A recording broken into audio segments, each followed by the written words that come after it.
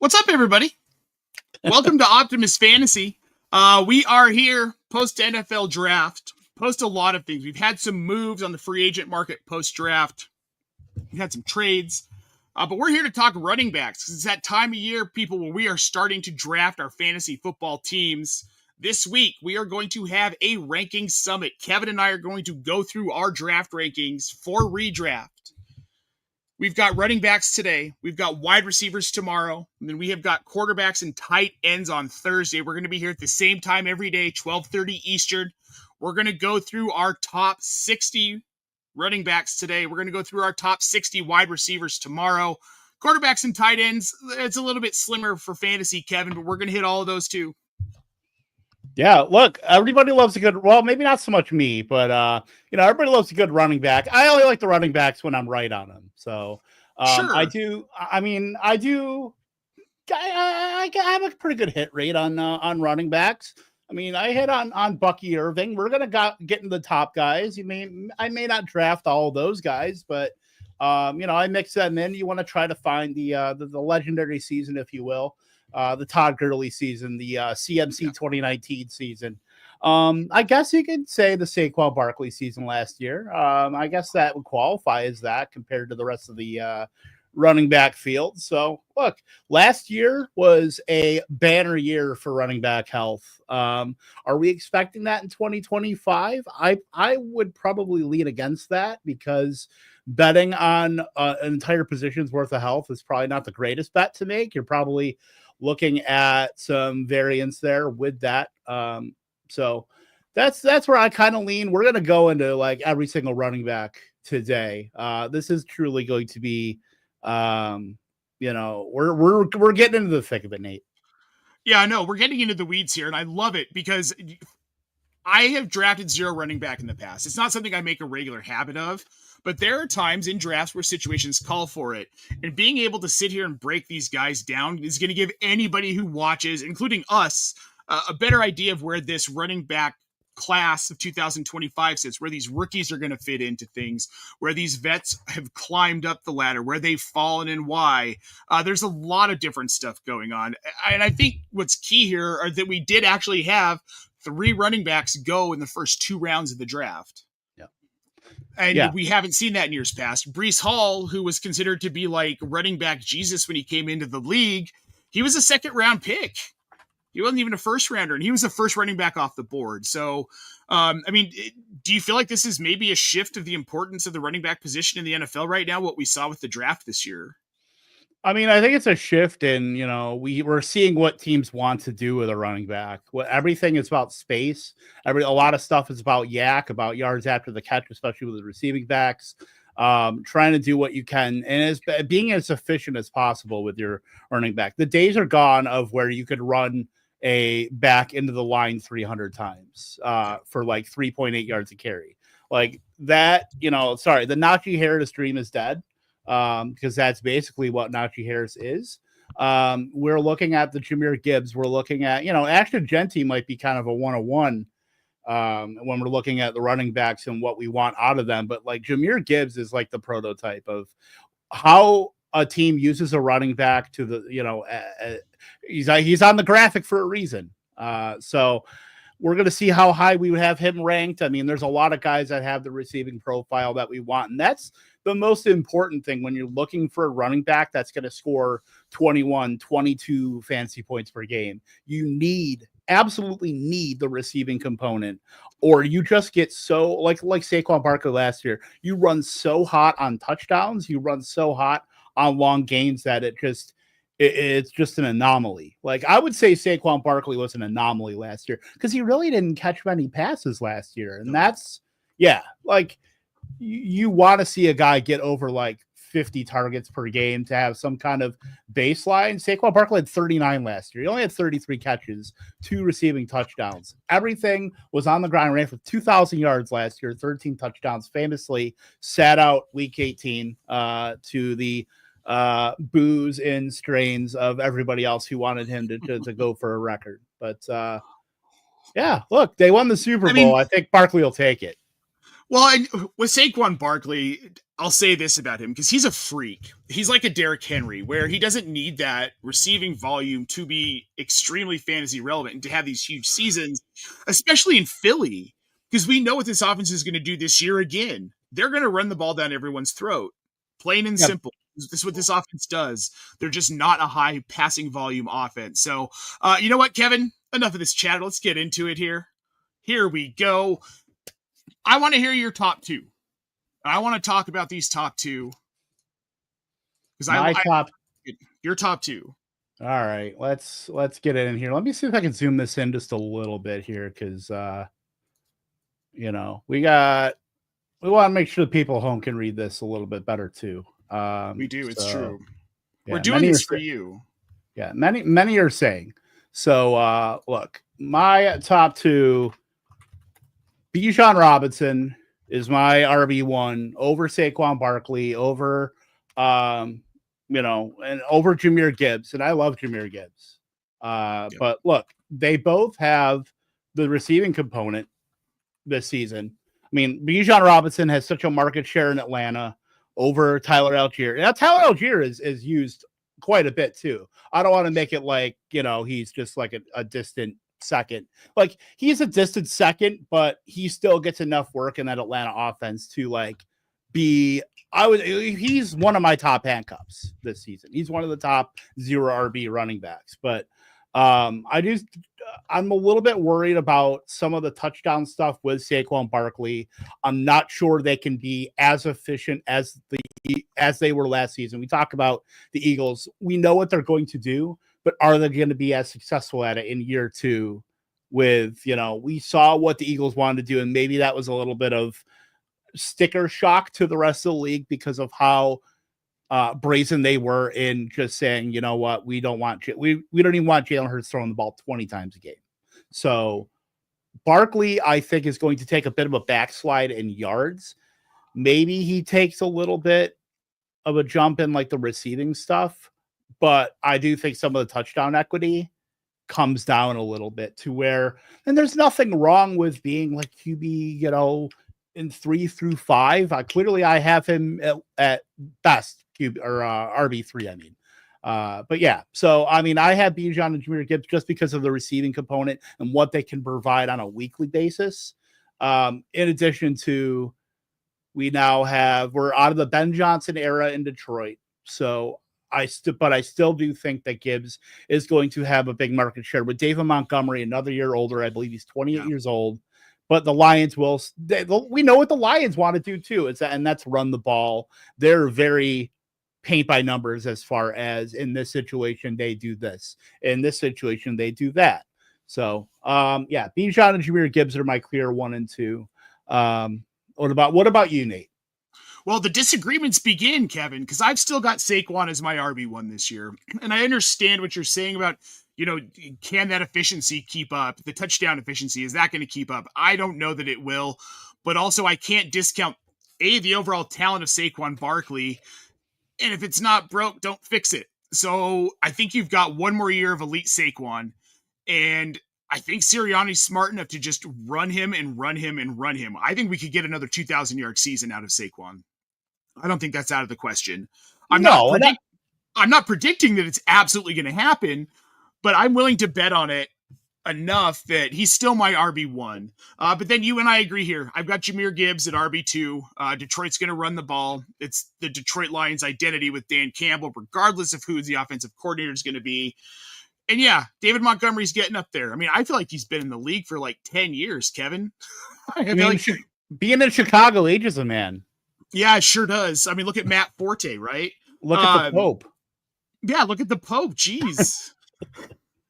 I think being the Pope is going to age him even more. He's a Bears fan, you got to assume. So Bears, Cubs or Sox? He's Cubs, right? He's Sox.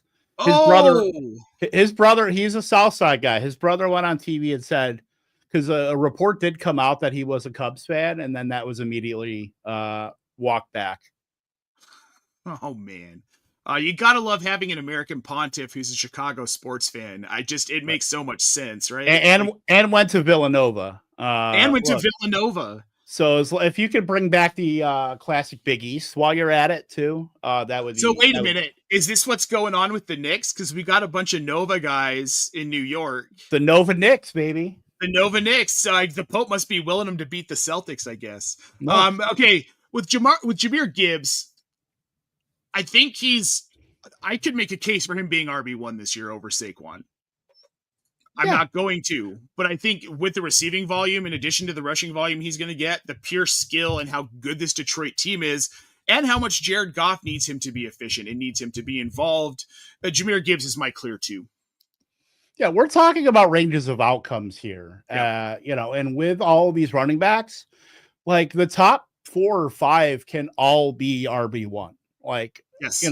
So I mean, we're talking about tiers here, and I have these 2 and another running back in my another 2 actually in the first tier, where I'd be totally happy with them. I'm maybe a little bit less happy with another one coming up, but I think there's a clear tier break after like the first, I would say 4.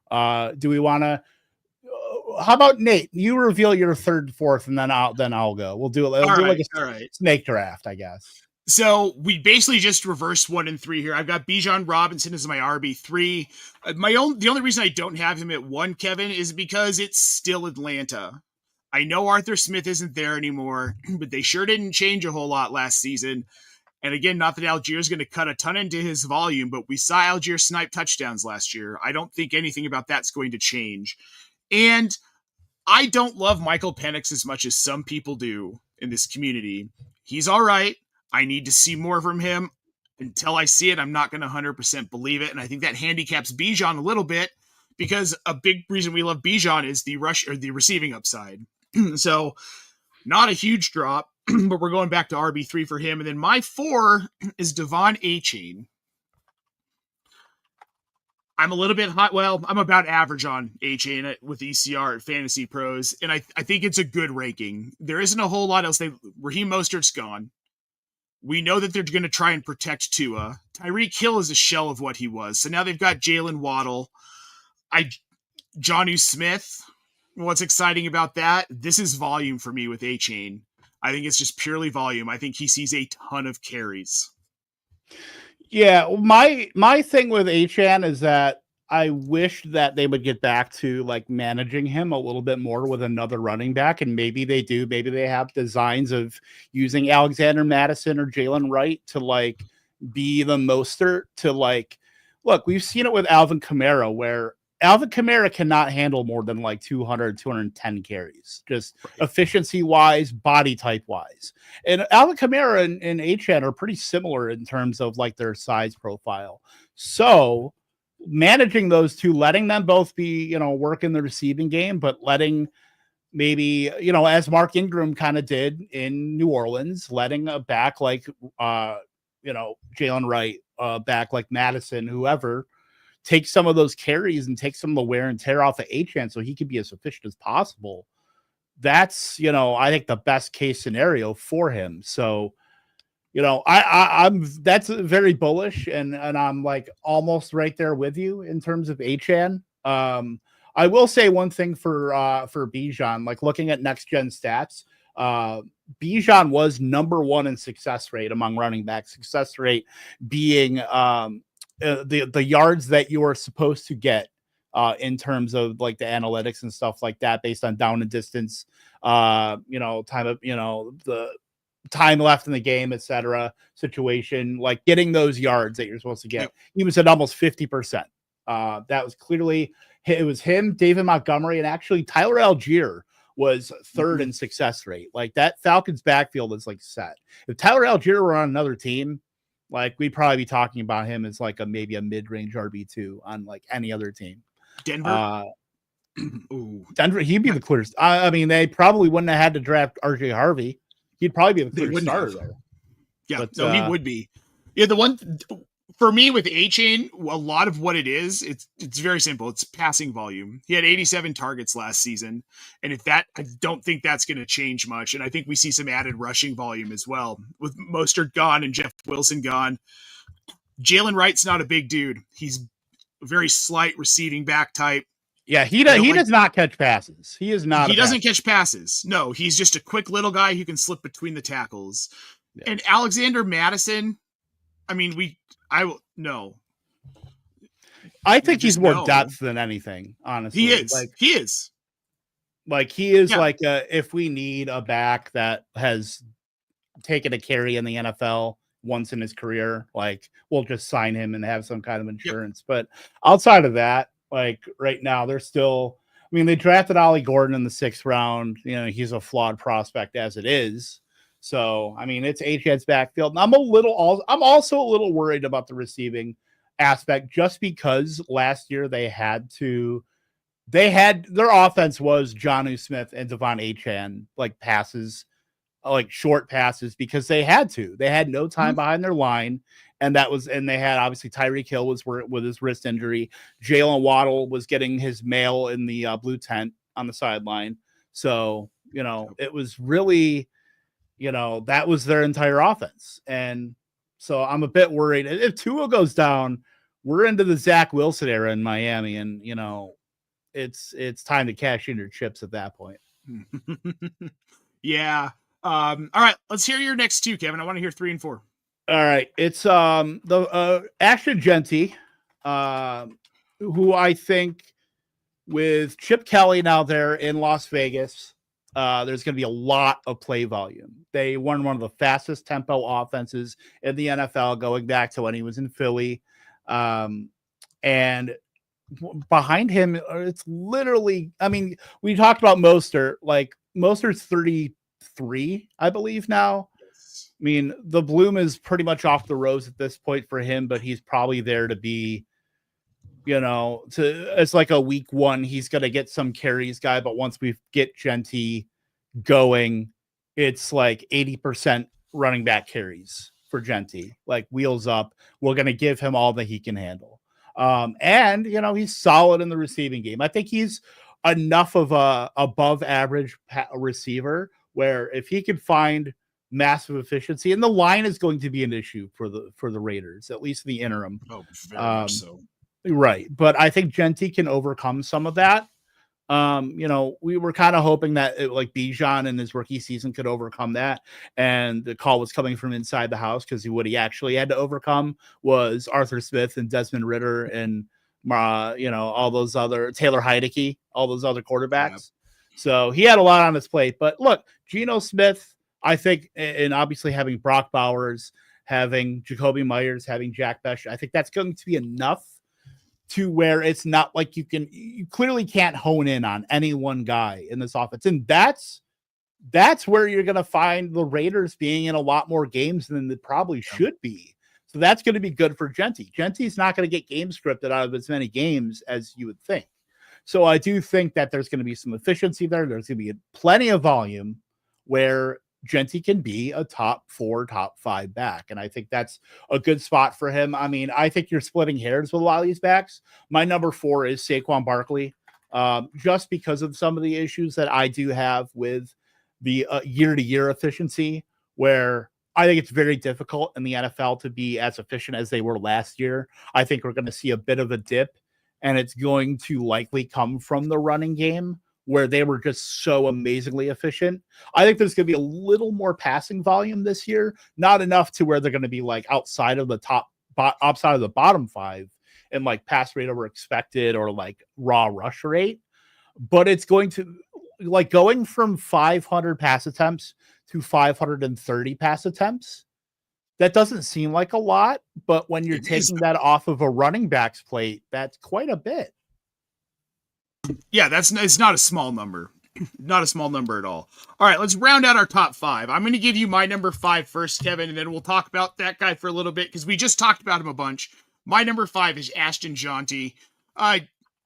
This is probably, for me, the lowest he'll finish this season. If I was ranking him at what I thought his ceiling was, it's RB1 overall. Pete Carroll's the head coach. We know what he does in offenses. Guys like Jeanty are going to thrive. I mean, he made Chris Carson and Rashad Penny fantasy relevant, for God's sake. So he's now got a guy who's those guys combined plus 10. Geno Smith is the quarterback now. We're not middling around with Aiden O'Connell. We're not middling around with Gardner Minshew, whatever other crap they had going on last season. This is an improved team. This is an improved offense. A lot of the improvement was Ashton Jeanty and, in my opinion, Jack Besh, who we'll talk about tomorrow in our wide receiver rankings, but they got better.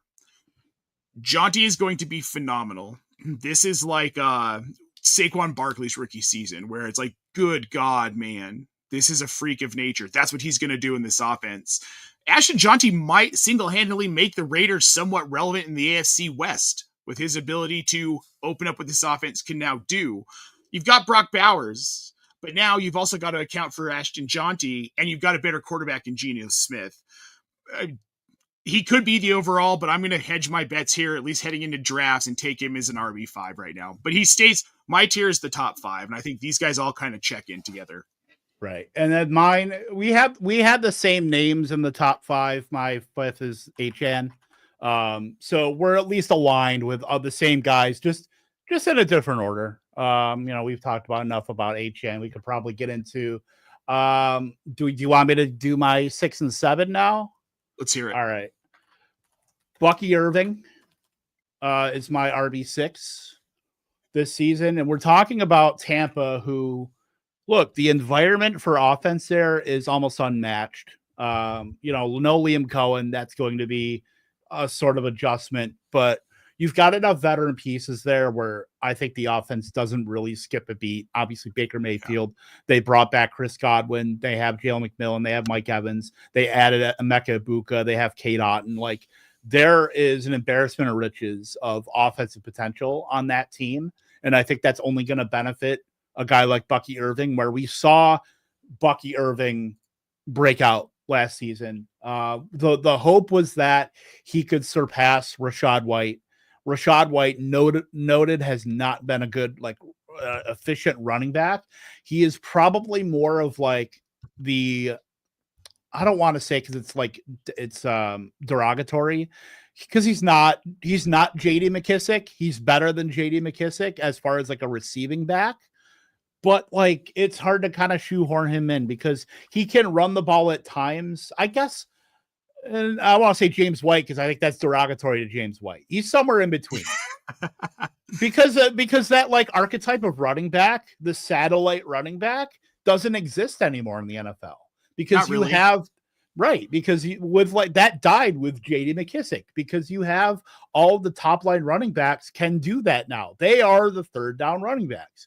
You don't have a lot of guys. Usually the third down running backs now are guys that can pass protect, or they can receive a little bit, but that's not their game.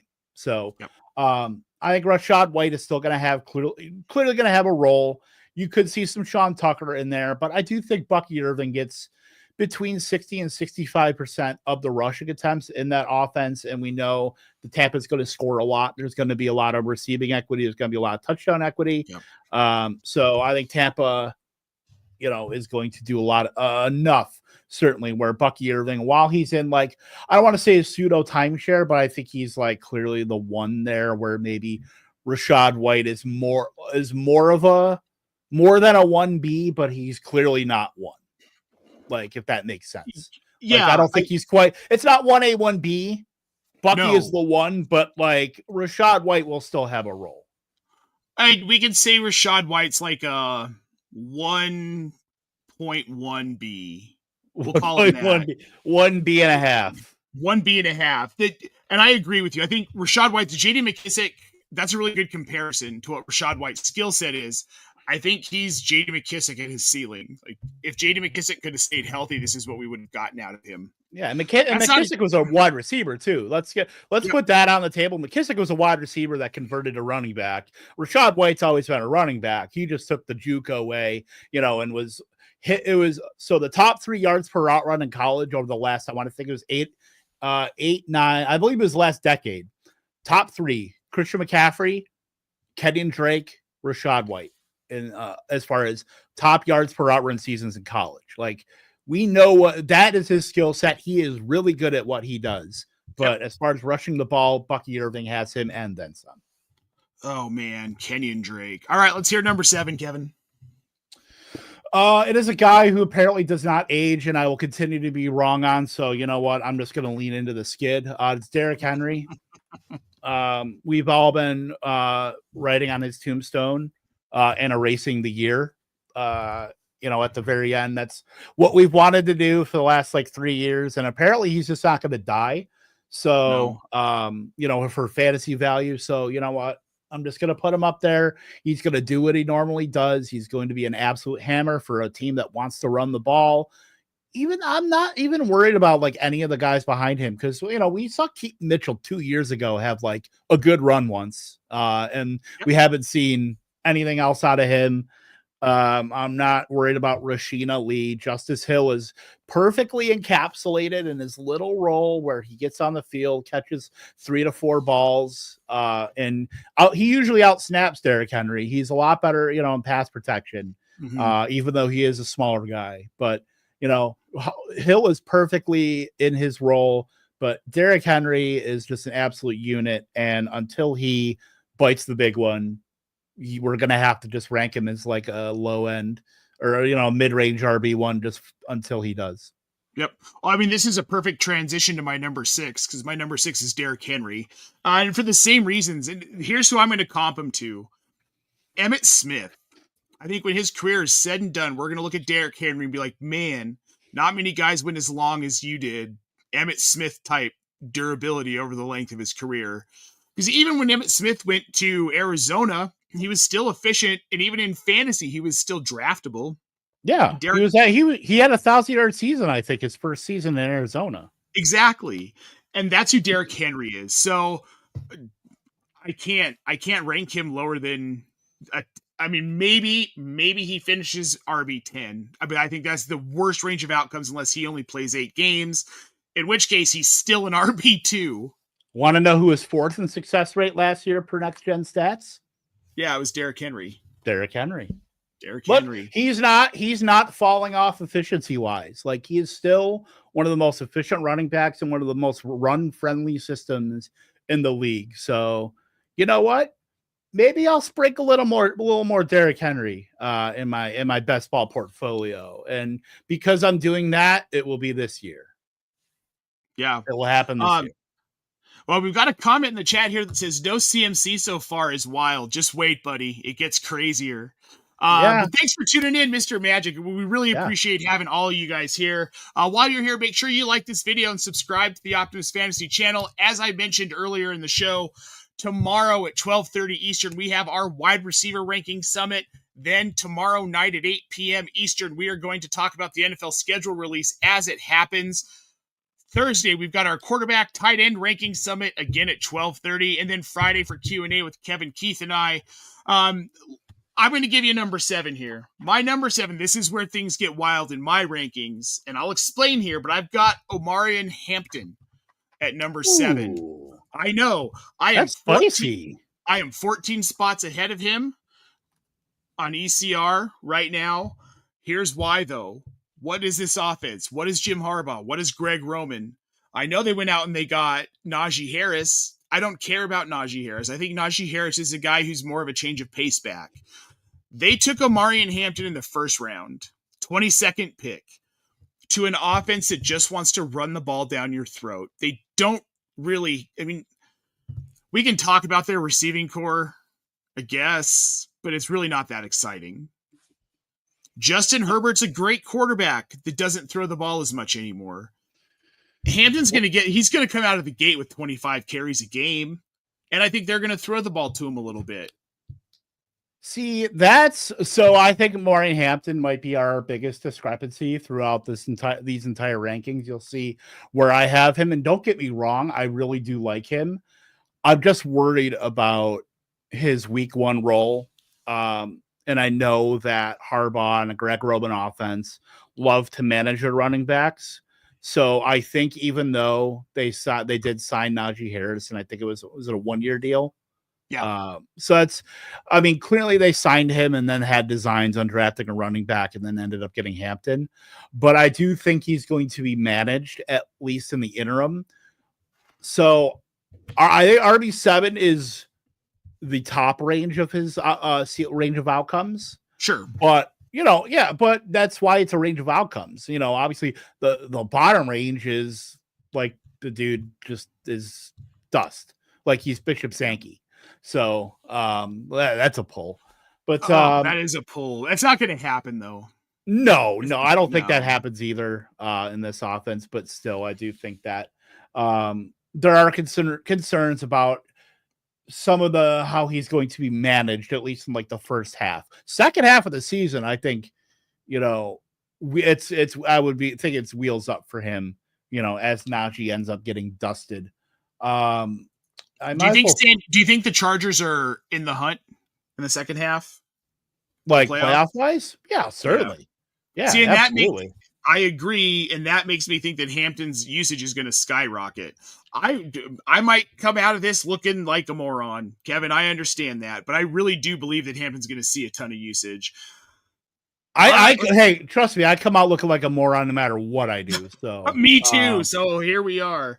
Yeah. All right, let's see. I want to hear your number 8 and 9. I will. I'll add on to Hampton and just say that I think that, it's possible that we could be completely sleeping on the passing game in LA, where they can be amazingly efficient. And that's going to probably lean into some of the stuff in the running game. But I wouldn't sleep on Ladd McConkey and even Trey Harris. And they use a bunch of guys. I mean, Trey Harris is what they think he's going to be, which is like Mike Williams and Quentin Johnston multiplied by 4, because they both at this stage of their career. I mean, Quentin Johnston's a third-year guy. Mike Williams is clearly backsliding, but that's it's what they want out of a wide receiver. I mean, we know that's their type. I can't wait to talk about Ladd McConkey tomorrow. Really can't. But outside of him, Quentin Johnston, I was really stoked about him coming out of college. I'm less excited about him now. I just don't see it with him. But we're not talking about wide receivers. We are talking about running backs. Who's your number 8, Kevin? It's my Packers. It's Josh Jacobs. I don't like it as much as anybody. I know a lot of people love Josh Jacobs, and Josh Jacobs was awesome after the bye week. What do you have? 12 touchdowns in 8 games. Yeah. He was the Packers offense. They did draft Matthew Golden. They did draft Savion Williams. They obviously wanted to stock the wide receivers in that room, but I still don't think that they go into this season, even though Jordan Love is healthy. I think because it brought them so much success that Green Bay is going to still be a run first team. They were bottom 3 with the Eagles and Colts in terms of pass rate ever expected. I believe they were also bottom. Let's see, I'm pulling it up. They were second worst or the second highest raw rush rate at 48%, just behind the Eagles. We know what the Packers want to do. This is a Matt LaFleur offense that clearly wants to control the game. They have no problem winning 20-13. That's what they want to do. They'll score points if they have to, but the point scoring is going to be via the running game versus giving Jordan Love 30-35 pass attempts. We saw that last season. I think he had one game over 30 pass, of 30 pass attempts or more, and it was exactly 30 after the bye. That was 8 games. Yeah, so he did. I think that's correct. 30 in week 17 against Minnesota. That was the only time he eclipsed even 28. Yeah. So I do think that, I think the Packers are built to run the ball. They added another offensive lineman as well, higher in the draft, to add on to last season. I think they're just a running team, and we got to just see them for what they are. And Jacobs is the horse that gets them there. Yeah, you're going to get no argument from me. He's my running back 8 as well. I might as well just get that out there for the same reason. He was their offense. 301 carries last season. I can see that being pretty much right around the range that he ends up with this season as well. RB8 might be his absolute floor. If he gets the same production as last year, he could finish as high as RB5 or 6. So who's your number 9, Kevin? That is Breece Hall, and I don't understand. I know it may have something to do with the quarterback there. It's Breece Hall. Look, I know Justin Fields is going to take some stuff off of his plate in terms of when they get into the goal line or when they get like into like the red zone, and it's going to be Justin Fields rushing for a 12-yard touchdown and taking that stuff away from Breece Hall. But he does enough in the receiving game where, I think Justin Fields, he's not a great check down guy, which hurts him a little bit. But I think there's still going to be enough there for Breece Hall to be like average to slightly above average. We're not going to get, some of the stuff that we've gotten from Breece Hall in terms of, what he's gotten from like Aaron Rodgers in the receiving game, what he's gotten, from other quarterbacks. Like looking at some of his receiving stuff, 2023 95 targets, last season 76 targets. I think you're probably going to get into like the 60 to 65 range for Breece Hall, which I think is totally fine. Efficiency is still there. He's still well above 4 yards per carry for his career. Basically still doesn't have a 1,000-yard season. I think that changes this year. Their passing game right now, I do not know if you've seen who else is like, and Lou is exactly right. That's what I'm getting at. Like, have you seen their depth chart outside of Garrett Wilson? It is literally, it's not good. Josh Reynolds and Alan Lazard. And Alan Lazard is probably ticketed for Pittsburgh once Rodgers goes there. Like that feels like, hey, don't forget about Malachi Corley. You've got Malachi Corley in there too. He's listed as a wide receiver too. Yeah, Malachi Corley, who ran. Let me see how much work he got. He 83 snaps last year. So yeah, that's a great wide receiver too in your offense. So what you like to see out of a third round guy, fourth round guy? Fourth round guy. Breece Hall is my 9, so you're not going to get an argument from me here. And look, we're apparently 3 spots ahead of consensus on him right now, and I'm fine with that. There is nothing else in this offense. You've got Garrett Wilson, Justin Fields, and Breece Hall. Maybe Mason Taylor gets involved here and there. That's a stretch. I mean, that's a stretch though. Yeah, exactly. That's what I'm saying. So just on that alone, Breece Hall has to be a top 10 running back this year. He doesn't even need 1,000 yards to be a top 10 running back this year. No, we could be seeing more than 5 touchdowns. Right. We could be seeing the Jets drop down into that Colts, Eagles, Packers, that kind of tier of they just do not want to pass the ball. Garrett Wilson's going to get his. We'll talk about him tomorrow, but for everybody else, it's probably going to be like, here's the pie. You are all going to cannibalize each other for 50 targets. So good luck with that. While Justin Fields runs for 850 yards and Breece Hall runs for 1,100. And then the touchdown equity. That's some concern too, but I still think Breece Hall is going to probably lead that team in touchdowns. Well, he had 8 last year, 5 rushing, 3 receiving. I think he's a double-digit touchdown guy this year. You get him get him like 60 catches. You get him 1,100 yards and 8 touchdowns. That puts him like right there as bottom end RB1. Yep, 100%. I'm going to go ahead and go to my number 10. Someone we've already talked about, Bucky Irving in Tampa Bay is my RB10 heading into this redraft season. I love him and I love the talent. But what I see this Tampa Bay offense doing is what they've been doing the last few years with Baker, and where they've been successful is they're just going to throw the ball down the field. Mike Evans, Chris Godwin, Emeka Egbuka, RIP Cade Otton. And I think there's enough left in Rachaad White that he hurts Bucky's value a little bit this year. But still, RB10, he's an RB1. So there's not a lot to complain about there. Yeah. All right. Well, we've buried the lead long enough. Mr. Magic will be happy that I have Christian McCaffrey as my RB10. I get it. We all have that old pair of shoes. We all have that old pair of jeans that, whenever you put, you wear them, it feels good. It feels comfortable.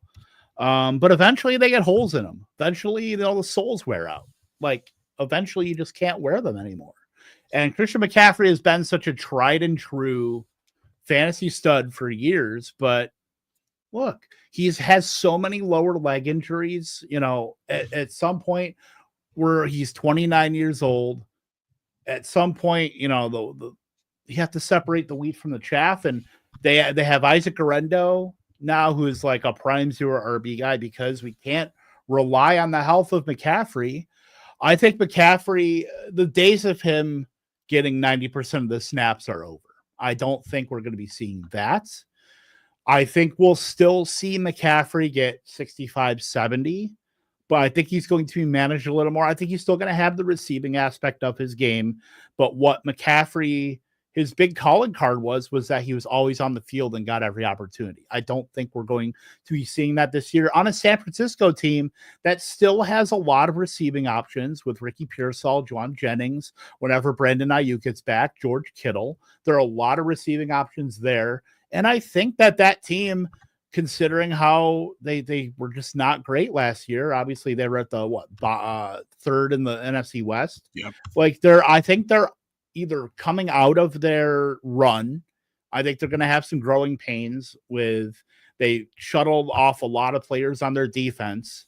Their Trent Williams is, obviously aging considerably and accelerating his demise. I think we're going to be seeing a lot of changeover in that offense to where right now it's looking almost like the Philadelphia Phillies when they had Jimmy Rollins and Chase Utley and Ryan Howard, and they stuck with that core too long to where it was a detriment. And now I think we might be starting to see that core of like the George Kittle, the CMC. We saw Debo get traded to Washington. Obviously Trent Williams is a huge part of that too. Yeah. I mean, I don't know if I can trust CMC over any of the other guys I've ranked. I think he is the most polarizing running back that anybody will be ranking in fantasy, going through the spring and summer. And I think it's going to be very contentious about where people get ranked. And I think people are going to have some very visceral reactions to seeing, that it's when they see him in rankings like this, when you see him as RB10, when you've been so used to drafting him as like the RB1, RB2 for however many years. On FantasyPros, in their half PPR rankings, which we're doing full PPR here, but in their half PPR, Christian McCaffrey consensus is RB16. Worst is RB40. Someone has him ranked back at RB40 in consensus. See, I think that's a little ridiculous. Yeah. That's ridiculous. Unless he gets hurt, and then you're right. If he misses, but we are not games, Johnny. No, yeah, we're not Johnny Fortune Teller, as Andrew Cooper loves to say. We are not doctors. We are not predicting injuries at all. Even doctors don't know, man. Jesse Morris, I'm looking at you, buddy. But with CMC, I love him. I love the talent. He's a Colorado kid. I watched him play in high school. He was all over the news here because his dad played for the Super Bowl. Yeah. His dad's a coach at the University of Northern Colorado now. Like, they're a Colorado family, right? Right. And we love them here. Here's the thing. And I said this probably 3 or 4 years ago. This cannot continue. Enjoy it while it lasts with Christian McCaffrey, where he's a perennial RB1. They are going to just wear him out. Between Carolina and San Francisco, they didn't care. It's like, just run the truck until the tires fall off. Guys, the tires started falling off last season. And that's the problem. They've got a guy in Isaac Guerrero who they trust. He averaged 5 yards per carry last season. That's pretty damn efficient. Under 100 carries, but still I think he's around in the 86 to 88 carries range. Not that he's going to be like the RB1 in this offense. That is obviously Christian McCaffrey if he is healthy. But Guerrero's going to get a chunk of that yardage. He's going to get a chunk of those carries because you have to if you want McCaffrey to stay healthy all season. He had double tendonitis in both of his Achilles last season. That is, first of all, a very strange injury. And another one, that's an Achilles injury. It's concerning. As a coaching staff, you want to slow a guy like that down to keep him healthy all season. I can't see there being enough volume for him to be higher than RB10 this season. Just plain and simple. Yeah, just based on, so at the very end of 2023, strained calf and then the pedal Achilles sprain in both feet in August. And then he had a PCL strain.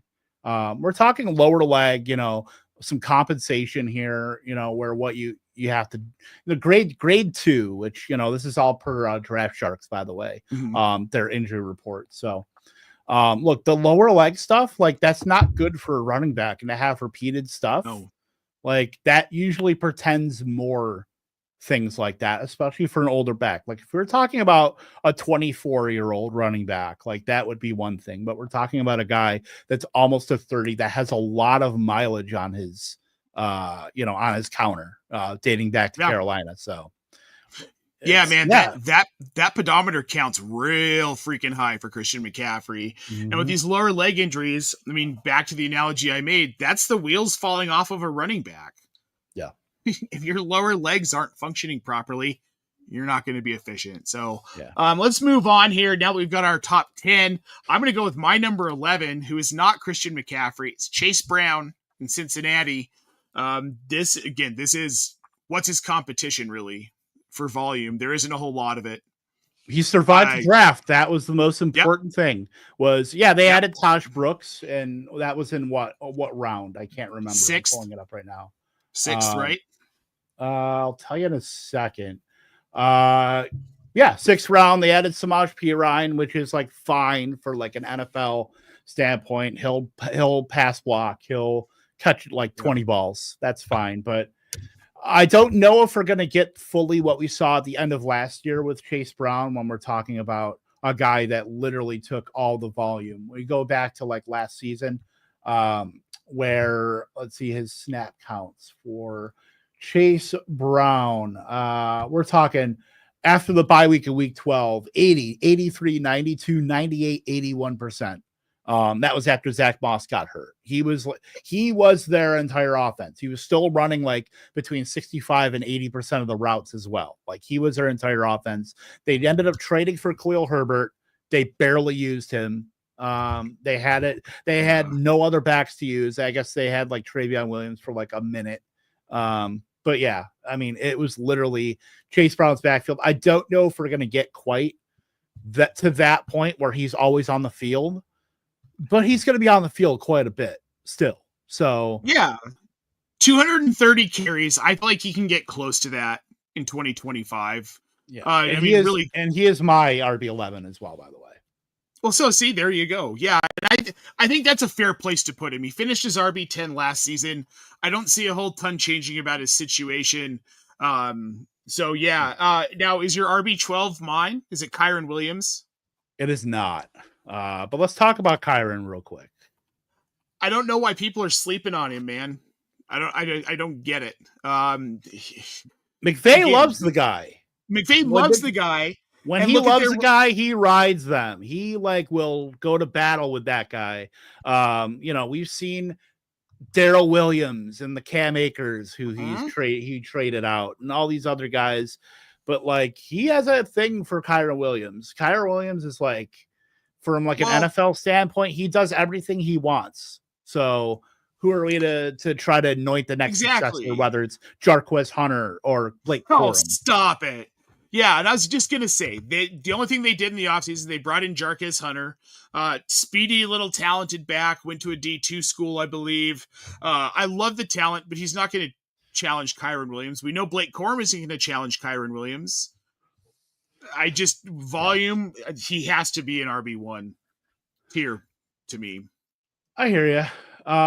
Mine is an old faithful. It's Alvin Kamara, who, we will talk about the quarterback later in the week with that whole situation. But I still think that he's going to do enough in that offense receiving. We know what he does and what he does well. And then I think he'll still get enough on the ground. He's not going to be a 1,000-yard guy. He never has been in his career. But as long as he rushes for 750 yards, half a dozen touchdowns, and then still gets 80, 90 targets, no matter who the quarterback is. And what if Tyler Shuck is a net positive for that team? That's at the bottom of Kamara's range of outcomes, especially when you factor in the receiving outcome. If they score, if they're a middle of the road offense, if they're the 18th best, total offense team in the league, Kamara is going to be a huge part of that. I still think he's a borderline RB1, and I clearly have him at the bottom of that.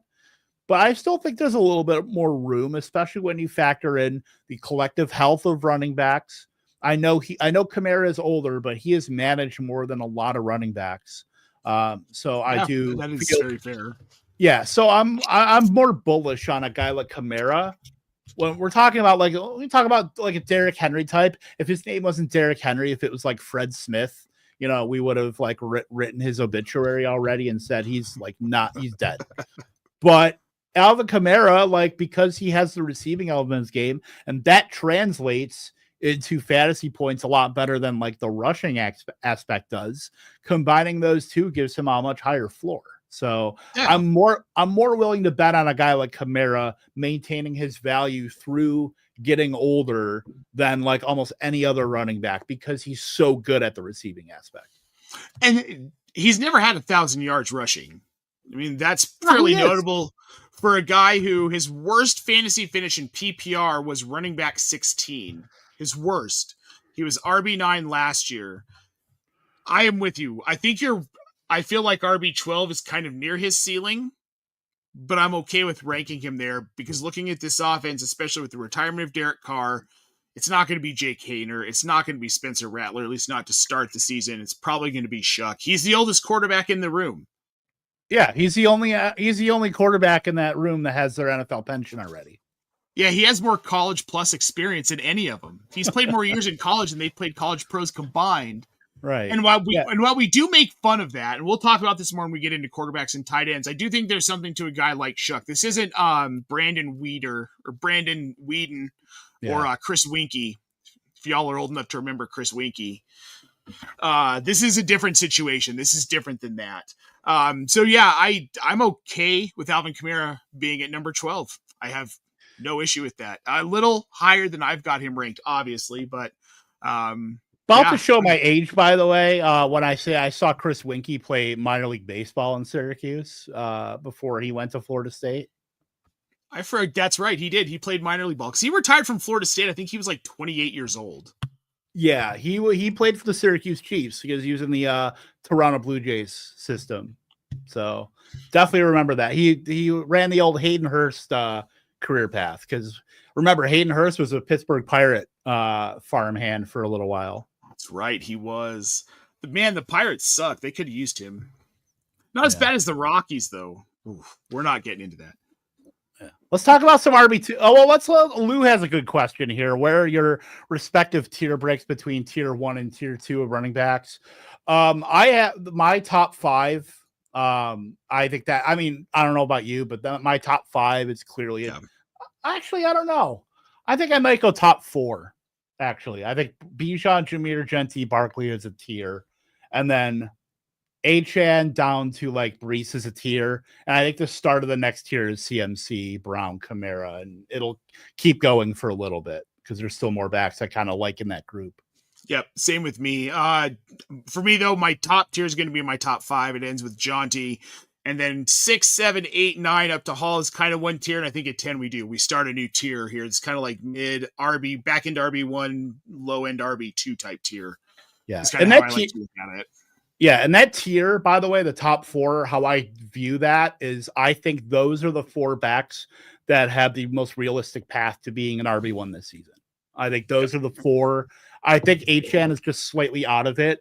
If you squint hard enough, I think you could like find a path, but I don't think it's realistic. I think he needs too much to break right to get there. But I think realistically, that for me, the top 4, I think you could make a case easily and it'd be pretty plausible. Sure. I mean, I get that. Jaunty, I think. Yeah, let's go. No, go ahead. Let's go. Well, I'll just say let's go because we've gone 50 minutes. I mean, we got time. We're just yapping here. We're gonna get a little less detailed, obviously, as we get into some of these later. Because like once we get to RB 45, I mean, yeah, I don't know if I have a soliloquy for Woody Marks, but you you've got time to come up with one. I do. You do. Let's my 13th and 14th. Jonathan Taylor, who. Look, I think he's now in like the Nick Chubb emeritus category where we realize that Jonathan Taylor is such a great rusher of the football. I don't think there's like any pushback on that front. He just doesn't catch passes. So he's really got to be efficient. And then there's also the question of the Colts offense. Who's their quarterback? What are they going to do in their passing game? I think there's enough questions there. I think the offensive line is like solid, but not great. Like we were all gaga over like the Colts offensive line for a couple of years there. I don't think they're like quite there yet, to where they were a few years ago, but I think Taylor is like perfectly fine behind that line. He's going to rush for like 1,400 yards and like 7-8 touchdowns, but he's not going to bring anything in the receiving component to help him out. So he's going to be purely like rushing only, which I think that takes him down past a lot. I mean, almost every running back besides like, I guess Jacobs kind of doesn't either, but and Henry doesn't, but those guys I say are anomalies and in better offenses. Certainly the ecosystems are better to, get them touchdown equity versus the Colts, where you have a lot of questions about their offense. I'm with you on Jonathan Taylor. My biggest concern is that if it's Anthony Richardson behind center, that sucks so much of that rushing value away from Jonathan Taylor. And we've seen it when Anthony Richardson has been healthy the last 2 seasons. But then the other option in this offense at quarterback is going to be Daniel Jones. And that still takes some off of his plate too. That's a low key. Yeah. We don't think about that, but like, it's still going to suck either way. Yeah. Yeah, we don't have this like, oh my God, can it please be Joe Flacco who's just going to feed Jonathan Taylor? Yeah. Can it be a literal statue at quarterback? That would be very helpful. The statue just needs to have its hands out to Jonathan Taylor. That's all you need to win. I'm with you. And I think 13's a fair ranking. I've got him a little bit lower, obviously. My 13's James Cook over in Buffalo. Yeah. The only thing I can really say about this is I don't think much has changed in their backfield. That really makes me think that James Cook is going to see any less work one way or the other. And this is just kind of this is where he fits into me as running back 13. Yeah, I think that's very fair. James Cook ran a little bit hot last season with just a lot of his workload. I do think Ray Davis factors in a little bit more. We saw Ty Johnson be incredibly annoying last season, especially when he was catching long touchdowns. I still think that remains, because if it's not broke, don't fix it. So I think, all those running backs are back. But Buffalo is just going to be a point scoring machine. Josh Allen is always going to take a little bit over the top. So I do think that's a very fair ranking. I think that's about the middle of his range of outcomes. I think that's like the median, to where I think he could realistically finish if he runs hot on touchdowns. If he gets a little bit more work than we anticipate with the rest of the backfield, he could get into like the RB8, RB9 range. But I think like 13 is a good number for him to kind of average it out, where, he could be in like the 20s, if he bottoms out a little bit. Josh Allen takes more touchdowns. Ray Davis takes some work. Ty Johnson scores a few touchdowns. Maybe the Bills aren't as good this season, as far as like maybe they're down more in games and they have to pass a little more. Like that's always, what has been, it won't always be. What we saw last year is not always going to be. That's why the NFL is awesome, is that it's just a completely different universe from 2024 now to 2025. It's not everything is the same. So we can't always expect offenses to run, as they did. So I think there's a lot of variance with James Cook with a guy like that. And I know he wants to get paid. That's probably a little bit of motivation too. But I think it's a good range for him.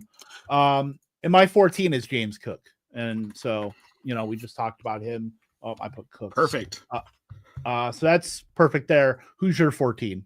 Well, we're finally going to get to where I have Christian McCaffrey. Lower again. I know I'm 4 spots lower than you. I am 8 spots below consensus on Christian McCaffrey, and I am okay with that. I will not be drafting him as a tier 1. This is where my tier 2 kind of starts to form here, because I feel like he's more, my tier 3 starts to end. We're going to call this the end of my tier 3, because he's the back end of a guy I'm willing to take in the 2nd or 3rd round if I'm even going running back heavy in drafts. But I have concerns, like we talked about, health, volume. Those are my concerns with Christian McCaffrey. And I think RB14 is a pretty fair, like middle of the road range of outcomes for him, because he could be RB1 this season. We know that about him. I wouldn't bet on it though. I just wouldn't. Right. My 15 is Kyron. Look, I still do like, you got him at 12. We're pretty similar on that. I'm not worried about Hunter or Blake Corum. I think the Rams are gonna get back to a little bit more toward the pass now that they have Devontae Adams. Now they have a healthy Tyler Higbee. They were kind of rolling out, Colby Parkinson and Davis Allen and all those guys last season. And then Tyler Higbee came back at the very end of last season. Scored 3 touchdowns. So I mean, Tyler Higbee is not like a game breaker by any means, but you add like a competent enough tight end to Devontae Adams, to Puka Nacua. They signed Tutu Atwell to a 1-year, $10 million deal. I think that offense is going to be trending a little more toward the pass and kind of running off of that to where I think it's going to he's going to have a 1,000-yard season, but I worry a little bit about the touchdown equity there. I think a lot of that could be through the passing game as well. I mean, Stafford's never going to be Stafford's going to throw 22, 23 touchdowns. I guess there's some work there for Kyron. I guess maybe I could bump him. That's the thing is though, I have Taylor and Cook, and it's hard to think about. I want to bump Kyron up, but do I want to put him over Cook? That's the thing. So I think that's kind of for me, he's kind of capped. Well, that's where that's where this gets tricky. When you're doing these rankings, you're trying to figure out okay, yeah, I want Kyron Williams higher, but I can't justify putting him above these guys here. You can't tear him up one. I get it. And we're within range. We're within 3 spots of where we've got him ranked. I feel like that's a fair tier for him to be in this offense. I think he gets double-digit touchdowns again this season. Is it the 15 and 16 he's had the last 2 years? Probably not quite there. I think we're in the 10 to 11 to 12 touchdown range this season. Yeah. And that probably does put him back to running back 12 to 15 versus running back 7 he's been the last couple of years. So for my number 15, Jonathan Taylor, kind of right there in that same range as we had. You've got Jonathan Taylor. For the same reasons we talked about, I'm worried about with the quarterback situation, that him taking a hit in value with these mobile quarterbacks. But let's go to 16. I'm going to go to my 16. It's Kenneth Walker in Seattle. Again, this is another one of those James Cook situations where I can't really justify moving him any higher than 16 right now. But I can't really, looking at the guys behind him, I don't think any of them deserve to be ahead of him right now as far as where I think they finish this season. 1,000 yards. This is an interesting offense with Sam Darnold. We don't quite know what it's going to be. As things progress, I may bump him down. I may bump him up. But right now, I've just got him sitting right in that 16 range. Yeah, Walker's tough because first 6 weeks of the season, he looked like he was going to be like a top 10 running back. Mm-hmm. And then the rest of the weeks happened, and then he didn't. And they got hurt also. So, I think with this offensive line, with, basically a retooled wide receiver room, I think there's going to be a feeling out process for a lot of those guys, especially with a new quarterback and Sam Darnold. I know Kenneth Walker is like the constant there, but I would not be surprised if Zach Charbonnet works in a lot more after what we saw last season, because Zach Charbonnet was very efficient when he got opportunity last season. And Kenneth Walker, he was fine. He had a 40% success rate, and Zach Charbonnet was below him at 37. But I do think that they drafted Charbonnet for a reason. I think Walker's fine. He doesn't catch enough he catches passes in the most random, he'll get 8 targets randomly, but then he'll disappear and fall off a map. It's very sporadic to where it's nothing that you can really, count on as far as receiving upside, which makes it very hard to parse him. And then also, he gets hurt a lot. He's one of the guys that I'm just very, I will recognize that I could be very wrong on him, but I don't have a good vibes based thing on him in terms of this offense with the offensive line. Was that Charbonnet, Sam Darnold having to figure out this offense with new pass catchers now? I think Seattle could be a bottom 10 offense, and I wouldn't blink. Though they absolutely could. But I think that also, if they are, I feel like that benefits Kenneth Walker and Zach Charbonnet. And as it sits now, I'm projecting that Charbonnet is going to get a similar workload that he got last season, and Walker's going to get something similar. But as we get into OTAs, I mean, this stuff can change. We might start to see a scenario where Zach Charbonnet is getting a lot more work than we thought, and Kenneth Walker's going to have to run down the rankings. So who's your number 16, Kevin? I'm as surprised as you are. It's Joe Mixon. I'm not a big fan of Joe Mixon. I've famously protested in my local level here, getting rid of Joe Mixon. I'm not a big fan. But apparently, PFF Bobby loved him so much that, he was willing to stake his professional life on Joe Mixon, and did not end well for him. But the fact that, I'm not super convinced that Houston really wants to get away from Joe Mixon. I know Woody Marks is there. Woody Marks can pretty much do everything as a combo of Dare Gubawale and Dameon Pierce. He can do both of those things. I think both of those guys are going to get cut. I think it's going to be a very streamlined backfield when you're talking about. I think Mixon still has a nice leg up in terms of the workload. I don't think that he is in danger of a guy like Woody Marks just outright snatching his job. I think Mixon is safe in that regard. There's always the contingent play though, but I think as long as Mixon's healthy, if he plays 14, 15 games, I think he gets to 1,000 yards. I think he gets to 7-8 touchdowns. Losing Laramie Tunsil is tough. Certainly. I think a lot of what Houston has done in their offense is questionable with, bringing Christian Kirk, that's totally fine. That's totally defensible. Tank Dell, you have questions about that. Obviously, drafting Jaden Higgins and Jalen Noel, perfectly fine. You drafted Woody Marks in the 4th round, but to not you traded away Tunsil and you brought in Cam Robinson. I think you drafted a tackle in the 2nd round also, that Ursary. I think he's more of a project-y guy, to where remember Dwayne Brown was an absolute project for the Texans, and that worked out for him.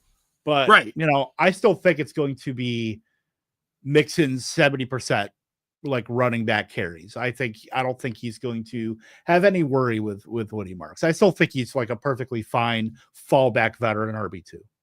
Yep, I agree with you. And I've still got him as an RB2. I don't have him as high as you do. But really looking at the competition, Woody Marks is about the only thing that might even slightly scare me off of his volume.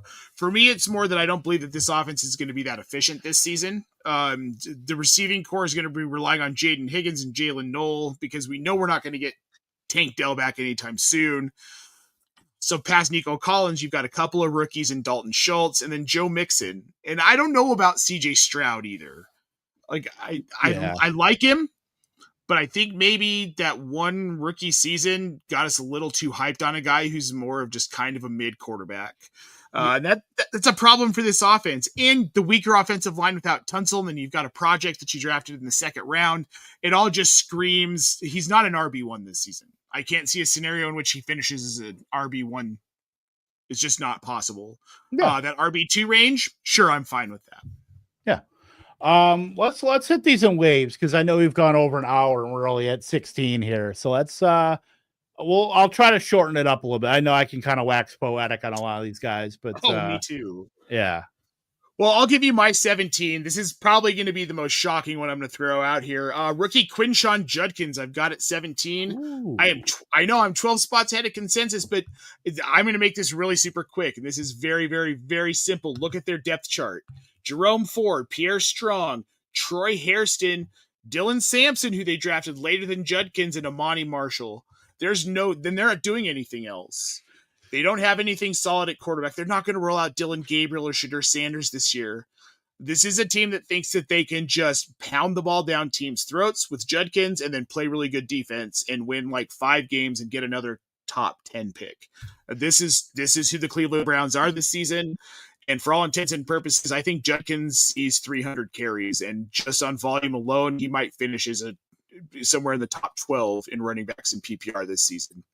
Yeah, the Browns drafting 2 running backs should tell you everything about how they feel about the running back room. Bad news for for Jerome Ford, certainly. I almost said Jacoby Ford, the old Yep. wasn't he a Raider back in the Yes. day? I was like, oh god, he was like a speedster wide receiver. Hmm. But yeah, future Dallas Cowboy Jerome Ford. Not liking it in the interim, but he's probably cut in training camp at some point. He has to be. Uh, I mean, it feels that way, certainly. Yep. And Well, then go ahead, and then I'll round I'm out just, my top 20 here. Just yeah, give I me was going, you want 17 through 20? 17 through 20. All right. James Conner. I I, don't hate that. I don't, yeah, I mean, all he does is produce. Trey Benson has come out and said that he was very much pressing last season, wanting to do everything that he could, and like show everybody that he's a superstar. And he probably pressed himself too much where he didn't feel like himself. So I think with like a renewed focus that Trey Benson could be a little bit more of a thorn. Like Trey Benson had his games where he was like 8 for 65. Like Yeah. he was perfectly fine, but he was not a threat to like any workload. That is always a concern for a guy like James Conner, where he's been looking over his shoulder since like Chase Edmonds, like always looking back, the last like 3-4 seasons. But that's like this is like the median where he could finish as like an RB10, certainly. But I think this is probably more of the range of outcomes for him to like be a totally fine RB2 in an offense that always tends to underachieve in Arizona. Yep. That's like the most like we want them to be, want fetch to happen. They are fetch. It just doesn't seem to happen every single season. Amari and Hampton here, I do have some concerns with the Najee Harris stuff and as far as how they split up that backfield. I have no concerns about the volume overall for the rushing game. It's just how they divvy that up, especially in the first half of the season, where we've seen running backs, we've seen, obviously with a lot of the rookies, they tend to come on in the second half, where I think that could kind of hamper Hampton's initial upside. Like if you're talking from like week 9 or 10 on, Hampton could be like a top 6-7 running back, but where he overall finishes is probably going to be around here, given he gets some work in the first half of the season. Maybe doesn't get, what we want out of him, where he's like a bench guy that like you maybe use him as like a flex, on bye weeks and stuff like that, just on the hope that he breaks out. But I think this is a good range of outcomes for him. Kenneth Walker is where I have him at 19. We talked about him. Aaron Jones, who we had not talked about yet. Minnesota clearly is wanting to. They have Jordan Mason. I still think Aaron Jones captures a lot of the receiving upside. Minnesota tends to like use one back. They don't. I mean, they use Dalvin Cook and Madison as like a tandem for a little bit, but they did also use second round capital on Madison when they drafted him out of Boise State. So that was might have been out of necessity, but typically Minnesota has one back. Like they didn't even use Ty Chandler last season. They had to go out and trade for Cam Akers. So they brought in Jordan Mason. Jordan Mason hasn't caught a pass since the Carter administration. So I don't think we have to worry about him taking any of the receiving upside there. Jones has always been managed his entire career. A lot of this is going to hinge on whether JJ McCarthy can navigate this offense immediately, like out of the gate. But if he's competent, obviously it helps to have Justin Jefferson and Jordan Addison and Hawkinson, but having a running back that's, he's going to be 30. And I think that's tough when you're trying to like parcel out the upside. But I think Aaron Jones is managed enough where there's not as much like tread on tires as there is on a Christian McCaffrey or even like a Joe Mixon, to where I think he can still hit ceiling outcomes on a weekly basis. And yeah, you're probably going to get some duds, but I still think that this is probably the low medium range of outcomes where, but it's hard to put him over some of the guys ahead of him. Sure. I have no issue with Aaron Jones being here. I've got him very close. We'll get to that here in a minute. But yeah, so my 18, I've got Chuba Hubbard over there in Carolina. Just because, again, this is another one of those what's changed in this offense. It Rico was really Dowdle, maybe. no, come on, No, no way, you no. don't think you I pay don't think him a little bit of money? You don't think he works into like he'll as work like into some stuff, but I still think that Chuba's he's an RB2. He's a top 24 running back this season. I'm ranking him more at his ceiling, but I also see him. You know what? Even if Dowdle does dip into it, this is an offense that's going to have to run the ball because Bryce Young. Look, I don't care how good he looked at the end of last season. He's not that good of a quarterback, and without Chuba Hubbard as a safety net and running the ball a ton, I just don't think Carolina can be even remotely good. And then at 19, I've got Kamara, so a little bit farther back than you had him. But you might have convinced me to move him up after this show. We'll have to see. And then at number 20, I've got Joe Mixon. So kind of right in that range of where you had him as well. I'm just a little bit more concerned about the offensive line. Then I'm going to give you a 21 because it matches into someone we just talked about, James Conner. I've got him at number 21. all right, sweet. Yeah, as far as Chuba, just James Conner, not Cooner. But in terms of like Chuba, like the thing is, he's always been like ridiculously efficient. Like Yep. That's the thing with Chuba Hubbard. And now obviously it sucks. Jonathan Brooks is going to be out for the season. They went out and got Rico Dowdle. They even drafted a running back, Trevor Etienne. But he's going to have to be like, he's going to have to stay uber efficient. And even taking like 25% of the running back carries, like that is a lot of carries off of a running back. So, yeah. It is. Yeah. Hey, we agree to disagree. There you go. Who's your 21, Kevin? My 21, let's see. It's Tony Pollard. I would say he survived the draft as well. I know the Titans aren't like the best offensive environment. They've got Cam Ward there. Anytime Tyler Lockett is your wide receiver too, I think you have to certainly raise some questions and write your congressman. But when Tony Pollard survives the draft, Tajay Spears is certainly there. But he was pretty much a workhorse last season, taking about 70% of the carries there in Tennessee and looking a lot better than he had in his last season in Dallas. So I'm totally fine with like Tony Pollard as a eat your vegetables RB2, where it's not going to be sexy by any means. He's going to get some receiving stuff, but he's going to do enough to get to get toward 1,000 yards. Maybe he gets like 1,050, some receiving work. And I know Tajay Spears, especially when Tennessee is down. It's going to be Tajay Spears on the field predominantly, but I think Tony Pollard's going to do enough where he can be like a flex starter at running back or even like a low end RB2. Yeah, I've got him in that same kind of grouping. I don't have him up here, but I agree with you. I mean, this Tennessee offense is going to be meh. Cam Ward's going to have a lot of growing pains. It's going to be interesting to see what they end up actually being. I think we're going to see a lot of Tajay Spears too, because I think they're going to be down a lot. So I think that might be a problem for Tony Pollard. I'm going to go with my number 22, RJ Harvey over in Denver. This one a little less crazy than the other two rookies. Let's just round out the top 24. Let's go. Let's do it. All right, so I've got RJ Harvey at 22. I've got Aaron Jones at 23, and then I have got Tyrone Tracy Jr. at number 24. Okay. It's an interesting one. Cam Scatabo gives me some cause with Tyrone Tracy, but we'll have to see where that goes. People did not like. I don't think they sort of liked my Cam Scatabo take, where I think his ceiling outcome is like 40% of that Jamal Williams 17 touchdown season. Yep. Mm-hmm. I just don't think I think Cam Scatabo is more, Carson Steele than Peyton Hillis. I believe I was with Andrew Erickson. I was talking, what was it? Carson Steele is Charmander, Cam Scatabo is Charmeleon, and like Peyton Hillis is Charizard, like that kind of thing.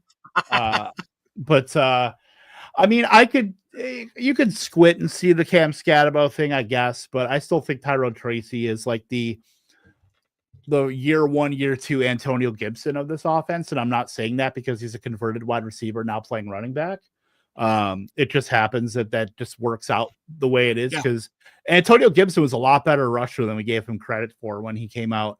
Because he was 1 year when he was at Memphis as a running back, his seniors or his final season at Memphis, and then immediately got drafted and was really good. And Tracy defied a lot of the expectations as well, where we thought he was a project. Devin Singletary got hurt, and now he's like the guy. I mean, he still got kind of managed, but I just don't know with them drafting Scatabo. They clearly drafted him because they have an element that they wanted to introduce into the offense. And that was clearly a lot of the goal line work. I mean, it reminds me a lot of like they had Ahmad Bradshaw and Brandon Jacobs for the longest time in New York. Like that kind of where Ahmad Bradshaw was like a do everything running back. And then when you needed a hammer, you had Brandon Jacobs. That's what it feels like. But you also have Tracy that can take a lot of the receiving work. So I think he is a volatile asset that I don't know if he quite survived the draft. I still think Devin Singletary works in too. So I think it has the potential to get ugly there because they did pay him decent money. But so I think that could be certainly interesting. RJ Harvey, I have no problems with there. I actually have him at 23. And I have a name that we have not mentioned. Actually, 24, I'll have Chuba Hubbard. A little suspense for my 22. Ooh. David Montgomery. Oh, all right. Yeah. I don't hate. So I've got him at 25. David Montgomery's my 25. So we're. Okay. I love David Montgomery. I love David Montgomery, and he's such a big part to Jahmyr Gibbs being my RB2. Without David Montgomery, I don't know that he necessarily is, because it's one of those Mark Ingram, Alvin Kamara situations that we've been kind of talking about. You take away the need for Jahmyr Gibbs to beat himself up on some of those short runs because David Montgomery can do it. But then he gets more volume in addition, and this team runs the ball enough. It's a situation where you've got two running backs on one team in your top 24, and a lot of people would scoff at this, but I don't think it's crazy at all. Yeah, I don't either. I think this offense still runs at, even without Ben Johnson, they just run at like David Montgomery is the most Dan Campbell ass running back. Like if he had to like put himself into a body, it would be David Montgomery's. Like, and just to be a running. I know Dan Campbell's a tight end, but I still think that David Montgomery has like one of the safest RB2 workloads in terms of what he is to their offense, what we can kind of project weekly for him. Like when we do like projections, like during the season, David Montgomery's always going to be a top 24 running back based on, because the Lions are going to be better than most teams. They're going to be scoring quite a bit. You got to figure Montgomery's going to be at least good for one of them. 70 yards, maybe a couple catches here and there. It's like one of the safest projections you can make of any running back, especially in this tier. Because you talk about like RJ Harvey, what are you projecting him for week one? I think that's a big question. Versus a guy like Montgomery is a very even, maybe not as high of a ceiling, but the floor is rock solid. Yeah, Montgomery's floor is rock solid. With a guy like RJ Harvey, I mean, what are you projecting for week one? I suppose from what we've heard from Sean Payton, I'm projecting that this guy's, because what, Audric Estime is going to... I don't trust Sean Payton could tell me the sky is blue, and I wouldn't believe it. You wouldn't believe him. I get it. I'm projecting a lot of volume for Harvey. He fits into this offense well. It's a piece they needed. It's like if Javonte Williams actually worked out, right? It's kind of how I feel Williams about didn't Harvey. Get hurt. If Javonte Williams didn't get hurt, I saw him play in person one time. It was against the Detroit Lions in Denver. Watching that guy run in person, what could have been, Kevin? What could have been? Those injuries just were killer. Who's your 25? Let's run 25 through 30 here. Give it to me. This is a little bullish here. It's Trevion Henderson. And I think it's a little bullish because the Patriots clearly went out and got him for a reason. Ramondre was not, anything close to what they wanted last season. He's been like an okay running back. Not so much out of the receiving game. and then still like not what you want from an efficiency standpoint on the ground. Granted, offensive line was not great. They added Will Campbell. That's going to be awesome. Obviously Drake May, they added a quarterback, so it's going to be his offense, and there's not going to be a lot of opportunity for running the ball. But I think with adding a franchise left tackle, adding some pieces around him, that this offense is going to function a little more like a real offense versus, what they've been the worst skill group the last like 2 seasons in terms of like overall skill position talent. And Trevion upgrades that considerably. I could see him just taking the job week 7, week 8 and kind of running with it, kind of like what we're talking about with like, and it's not his fault, but like Amari Hampton, I think Hampton's world's better than Henderson, but I do think Najee Harris is better than Ramondre Stevenson in terms of like what he has to compete with on a weekly basis. 26, Brian Robinson Jr. He doesn't wow you. He survived the draft, I suppose. Like, he is another eat your vegetables kind of guy, but the Commanders love him. He works well with Austin Eckler. It's a good pairing there, where Robinson is probably going to get you 850, 900 yards. It's a team on the rise. They're going to be scoring quite a bit with Jaden Daniels. So Robinson is probably going to be one of the better big benefactors of that. So you take what he can give you on the ground, a handful of catches here and there, and then you add on maybe a couple more touchdowns, and that gets him into like RB2 conversation. So I'm perfectly fine with that. 27, and he survived the draft, although I'm not sure. He's a big riser on Underdog, and it's a very volatile ranking for him, but it's DeAndre Swift, because I think Chicago is going to be a lot better if he remains there.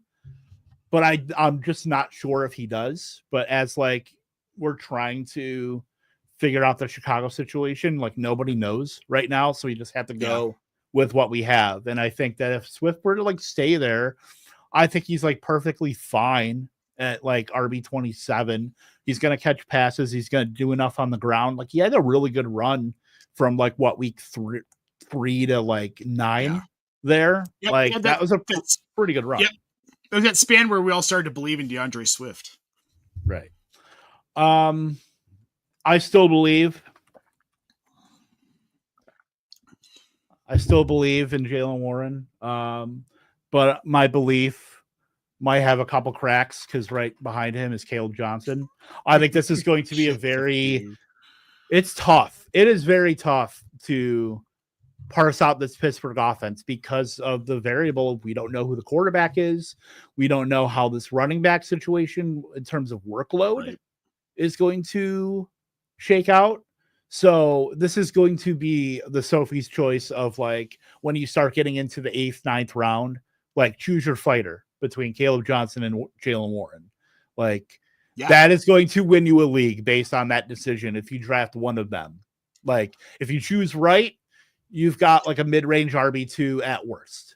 If you choose wrong, you're cutting him in week 5. So, and then 30, it also sucks, but so does he. Isaiah Pacheco. Everybody sucks in KC right now. Yes. I'm rooting for Brashard Smith to dust everybody, but until I see it, I can't rank Brashard Smith as RB30. Because the running back job in KC is one that we want to put somebody in and let them get touchdown equity and take pressure off of Patrick Mahomes, but we don't have that. We just have to go on the hope that Isaiah Pacheco is healthy. The fact that, because he did not look like Isaiah Pacheco the end of last season when he came back from his injury. He looked terrible. So much so that they brought Kareem Hunt back.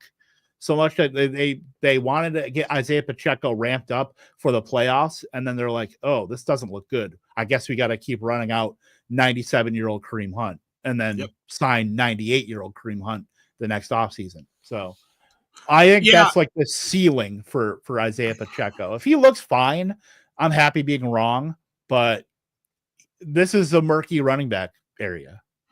I'm with you. I've got Pacheco at running back 28 for the same reason. He looked so poor when he came back last season. And then to see that just complete and utter lack of volume in the playoffs, and then bringing back Kareem Hunt. And Brashard Smith, I love that you mentioned him because I'm in the same boat. I can see a world in which he takes over that RB1 role, and we're talking about Brashard Smith in PPR finishes RB26 in 2025. I can see that. Again, it's not like that highly likely scenario, but for that reason, I've got Pacheco back here, 28. My number 26 is Jalen Warren. I think I love Caleb Johnson as a dynasty asset. I'm not sure he's going to be super valuable in redraft until we get maybe into week 11, week 12, and we start to see him get rolled out by Tomlin and Arthur Smith a little bit more. At 27, I've got Tony Pollard, so a little bit behind where you've got him, and that's just very simply because I don't like the Tennessee offense. I don't like what they're bringing to the table. Yeah. I think we need a couple of years before this team's viable, and I like Tyjae Spears to steal more work from Pollard than I think you think he's going to get. And then 29, Kevin, I've got Travis Etienne Jr. because somebody from Jacksonville had to make the top, and it couldn't be Tank Bigsby for me. And if one of those guys is going to do something or take any sort of lead, I think this is where they land. So this is kind of a joint Etienne Bigsby ranking. Then I've got Trevion Henderson at 30. Yeah, I mean, I will just say I have Etienne at 31, so not far off there. I've got Brian Robinson at 31, so we're right there too. Want to get into the back? We'll obviously go through this back half of the rankings fairly quickly. Yeah, let's hit it. Let's hit it quick. Let's go and let's do it 31 10 at a time. Brian Robinson. Brian Robinson at 31. We've got Zach Charbonnet at 32. I've got Rashad White at 33. And then getting a little crazy here, but this is because I think this Dallas offense is so incredibly whack. I've got Jaden Blue at number 34. Followed by Najee Harris at 35. Austin Eckler at 36. DeAndre Swift at 37. Tyjae Spears at 38. Man, you type fast. I love to see it. Ramondre Stevenson at 39. Then I've got Rico Dowdle back at RB 40. What this is a representation of, Kevin, these are guys where it's like, if something shifts, maybe they're actually pretty good and they can get into that like back end RB2, high end RB3 flex play. But that's about all they are for right now. Brian Robinson, I think, out of this group has the highest potential to crack that top 24, though. Yeah, I do too. We're starting to get into like some of the contingent plays too. Like This is my bread and butter of like, I mean, trust me, I love a good Jane Blue at 34. I don't know if I have the chutzpah to grow the hair to do that, but more power to you, my friend. I'm nuts. 24 ahead of consensus on him. Oof. It's a Dallas team that needs him to do that, though. So this is more of a like, let's see if this Dallas offense can actually push him to where they need him to be. Like, so when we talk about Dallas, like, obviously this backfield is going to be, this is a work in progress because there's always the chance that they could add somebody to the room and maybe he's the top guy and, you know, maybe Javonte Williams, it's just too much to overcome as far as his injuries. Miles Sanders, too much to overcome because he's terrible. Jade Blue can't overcome even those guys. Like there's a lot of range of outcomes with like all these guys. So what do you think is the most likely scenario for this backfield in terms of how do you figure this backfield shakes out week one? Like they have to like if they're playing the Eagles next week with this how this shakes out as far as like how they distribute carries. You think it's I think we see a split between Blue and probably Javonte Williams. Miles Sanders is not a factor. You think he's like a third down receiving maybe because that's like what he is now though. If he makes the team, though. I'm not convinced Miles Sanders is going to make this team. I think Deuce Vaughn makes it over Miles Sanders. Miles Sanders does something because he's more of the core special teams guy. Right. He contributes in other ways. And they've got Phil Maffa and Hunter Lupke. I mean, those aren't guys who are those are death pieces. Good God, please don't make us be forced to use them. Yeah, Lupke's he's a fullback and a special teams guy. Exactly. He will be on the NDSU, by the way. He will make the roster. Like, there's no doubt about it. Yeah. So, and these are factors. Miles Sanders doesn't do special teams, so some of these guys are going to get a roster spot over him. Yeah. He's just, I just don't think he has anything left in the tank. That's why I love Jaden Blue more than I think a lot of other people do. Because I think this really does come down to Javonte Williams and Jaden Blue. And I don't trust Javonte Williams to A, be efficient, B, stay on the field. Right. And Javonte's a good pass catcher too. So that is probably more a feather in his cap too when it turns out when it shakes out to like maybe Miles Sanders is more expendable than we think, because on game day, you're carrying a fullback already. That's one running back spot. You're probably activating 3 on game day. Yep. That's probably Javonte, 1. That's probably, it's probably Jaden Blue based on, how the thing, and it's probably Deuce Vaughn. Phil Maffa's probably hitting the practice squad or he's inactive. Yep. Miles Sanders is probably the odd man out there when you're looking at, he's probably a veteran that if he looks better, when you're in training camp, maybe you find a spot for him, but otherwise, dude, you're gonna have to play special teams or you're done. Well, he'll probably end up somewhere mid-season. I bet you he doesn't play the first 5-6 weeks. Probably Cleveland. Yeah. Who knows? Cleveland or Kansas City. Oh, no, I can't do that. I can't do that. No. All right, Kevin, give us your 31 through 40. All right. Let's see here. So we've got Travis Etienne because this backfield is gross. We've got Etienne, you got Tank Bigsby who doesn't catch passes. Bashal Tootin is there now too. So I'm a little worried about how that's going to shake out. That's another ambiguous one where we talked about, how you choose the Pittsburgh Steelers backfield could win you a fantasy league. You could say the same for the Jaguars as well. Like these are like pivotal backfields where if you get them right, the value wise are going to be great selections. You're going to want one of those guys where it's like your RB4 or RB5, but you got to pick right. Yeah. I have Javonte Williams just because trust me, I would love to put Jaden Blue higher there. I hear you. It's tough, man. It really I'm the is. risk taker here. I get it. Quinshawn Judkins, I have concerns about the Cleveland offense as a whole, to where it's like a vortex, and I think it kind of sucks everybody down. It's I call it the Bart Simpson cone of influence. I don't know if you remember the episode of The Simpsons where Bart was on Ritalin, and they showed the cone of like everybody that sat around him. I called that the Bryce Young cone of influence last season because that was how they were until like Bryce Young turned into a real boy at the end of the season. Tyrone Tracy, because I do think that with some of the other running backs like Cam Scatabo taking some of they're not going to score a lot of points. The Giants are not going to score a lot. And if they do, it's going to be because of Malik Neighbors and possibly Wan'Dale Robinson. That's another thing. A lot of the short passing is like almost earmarked for Wan'Dale Robinson versus like a running back. Yeah. So that's already not even like receiving work as far as like touchdowns, but like just pure target volume. A lot of that's going to Wan'Dale Robinson because he's like a 2-3 yard ADOT guy. Like that's 140 targets last season. That shit matters though. That's the thing. It does. Talking about, well, that's why Tracy can't be in your top 24. Right. Or even like barely in the top 36. Najee Harris, I think he's going to do enough for the first part of the season to be relevant until Amari Hampton takes that backfield. Zach Charbonnet, one of my favorite 0 RB guys. Ramondre Stevenson, I think he's going to be more of a first half guy and then kind of seed some of that stuff to Trevion Henderson. Sure. Rashad White, I can't spell his name apparently. And then Tajay Spears. I mean, we're pretty much, it's just some different order. Yeah. Because Austin Eckler is next.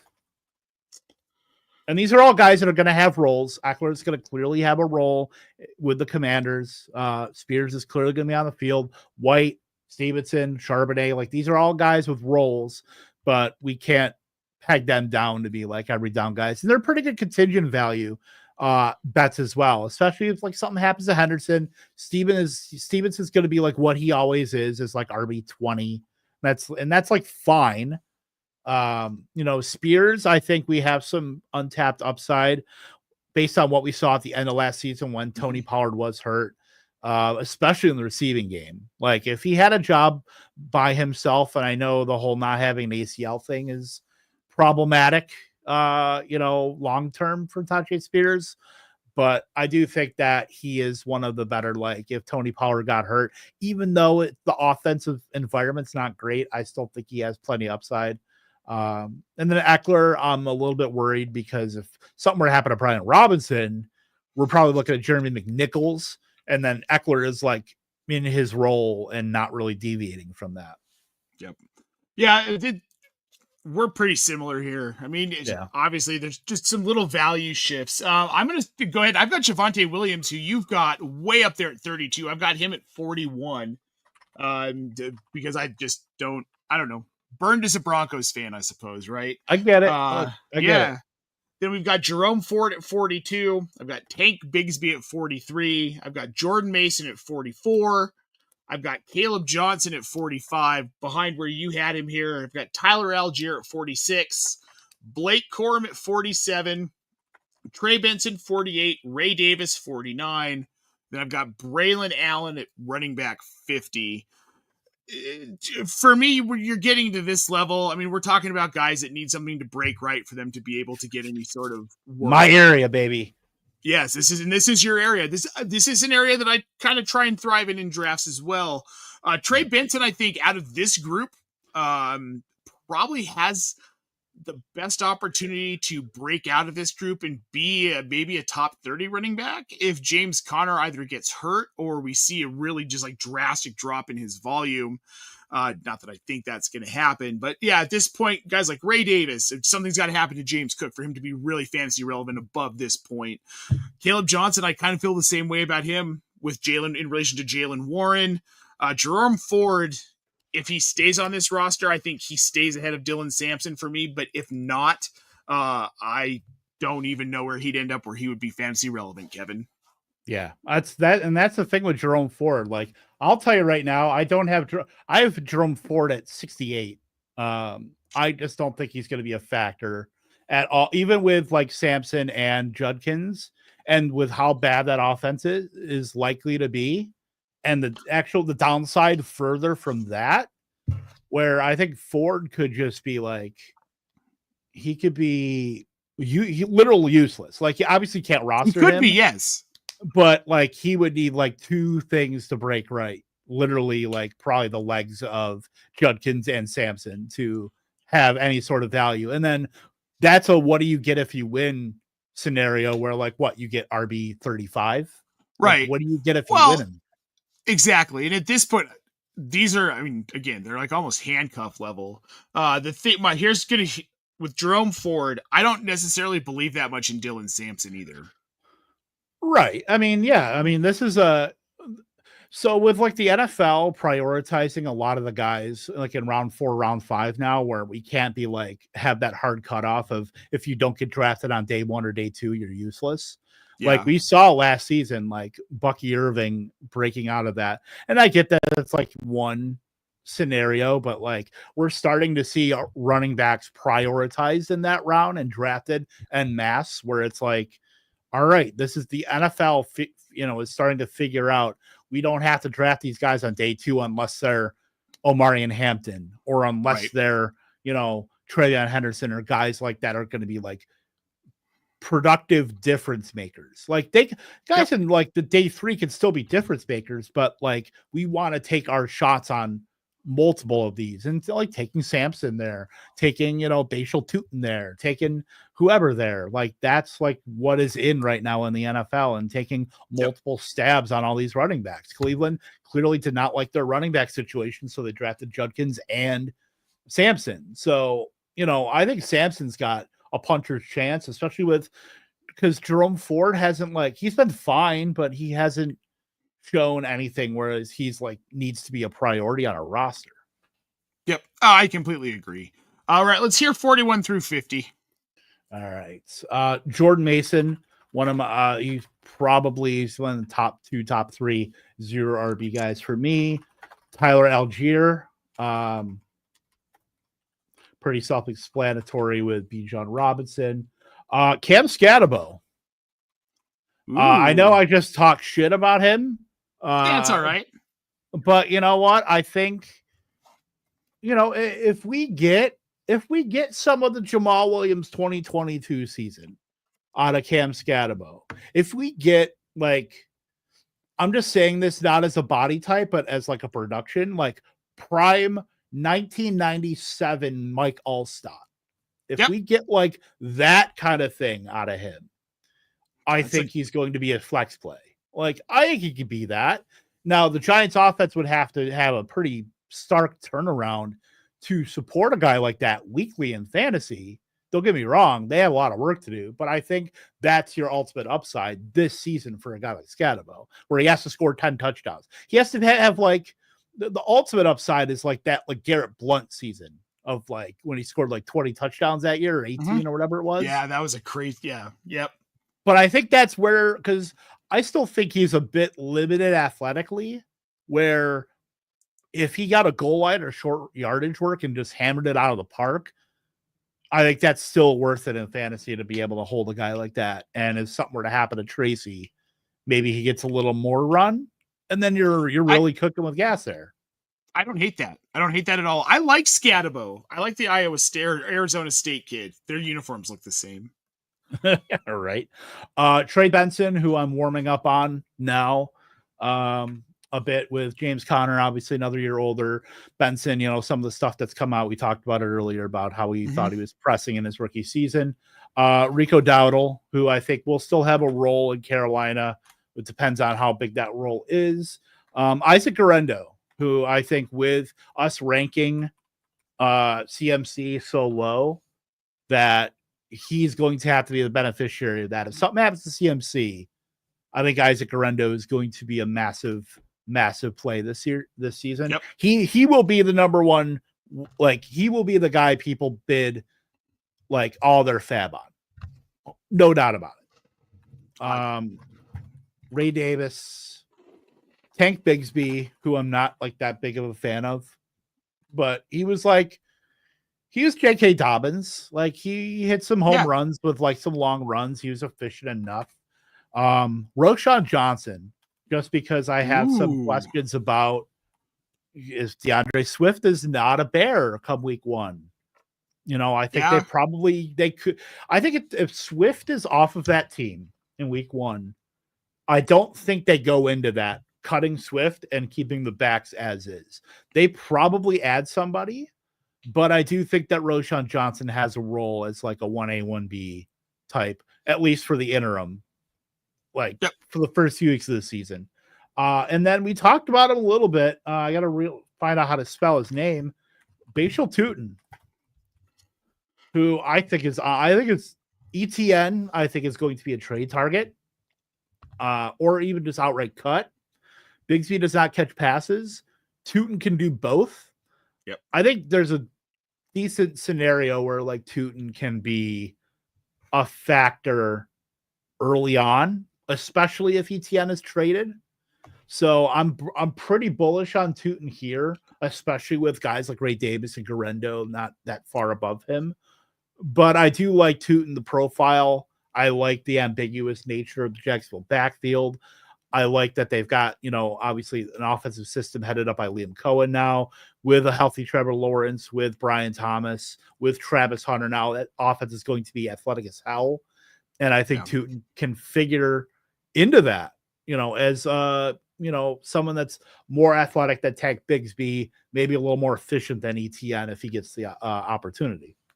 Yeah, I love all of that. Bashal Tutin was fun to watch in Mobile, Kevin. Like, just you could tell he was having a lot of fun being there too. Like, he maybe necessarily didn't expect to get there. So, all right, I'm going to give you my last 10 here up to 60. Audric Estime, I've got at 51. This is hedging my bets that just in case the RJ Harvey thing doesn't pay off, maybe he sees some volume here. Then I've got Dylan Sampson at 52. Jalen Wright in Miami at 53. I've got Garendo a little lower than you. I've got him at 54. Then Scadabo at 55. Devin Singletary at 56. I don't know who's going to be that change of pace back. So I'm kind of stacking Scadabo and Singletary right now until we hear more. Yeah. Then I've got Jaleel McLaughlin at 57. Again, hedging my bets on this Denver backfield situation. We know there's going to be volume there. I'm pretty confident in Harvey, but estimate McLaughlin, Sean Payton seems to love him. And like you said, Payton could tell sky's blue and you wouldn't believe him. So then from there, you're going to love this one, Kevin. This one is just for you. Brashard Smith at 58. All right. Do you know why I have him at 58? Because I don't believe Kareem Hunt makes this team. That's why. That's certainly possible. Like there's so many variables with the Chiefs running back. And that's great for us in fantasy because we have these ambiguous backfields that this is where the value pockets lie with the Cowboys running backs, with the Jaguars, with the Steelers, with the Chiefs. And a lot of those especially the Chiefs and the Jaguars we figure are going to score quite a bit. They're probably going to be either average to above average. The Chiefs are certainly going to score points. We want these backs in offenses that are going to be scoring points to where if you hit in such a big way. So that is where a lot of like the zero RB stuff, a lot of that comes from. You're targeting offenses that have ambiguous backfields on offenses that are just going to score points. And Chiefs absolutely fit the bill. I would say the Jaguars do too. I think the Steelers could be sneaky in there too, but you've got two backs that are like back up against each other with Jalen Warren and Caleb Johnson. So, that's going to be, like I said, that's going to be the real Sophie's choice of like these ambiguous backfields. Cowboys. I think the Cowboys could score some points. I think you have to kind of squint to see that if they can even be average. But, I don't know if we're going to get that answer week one. That's the thing.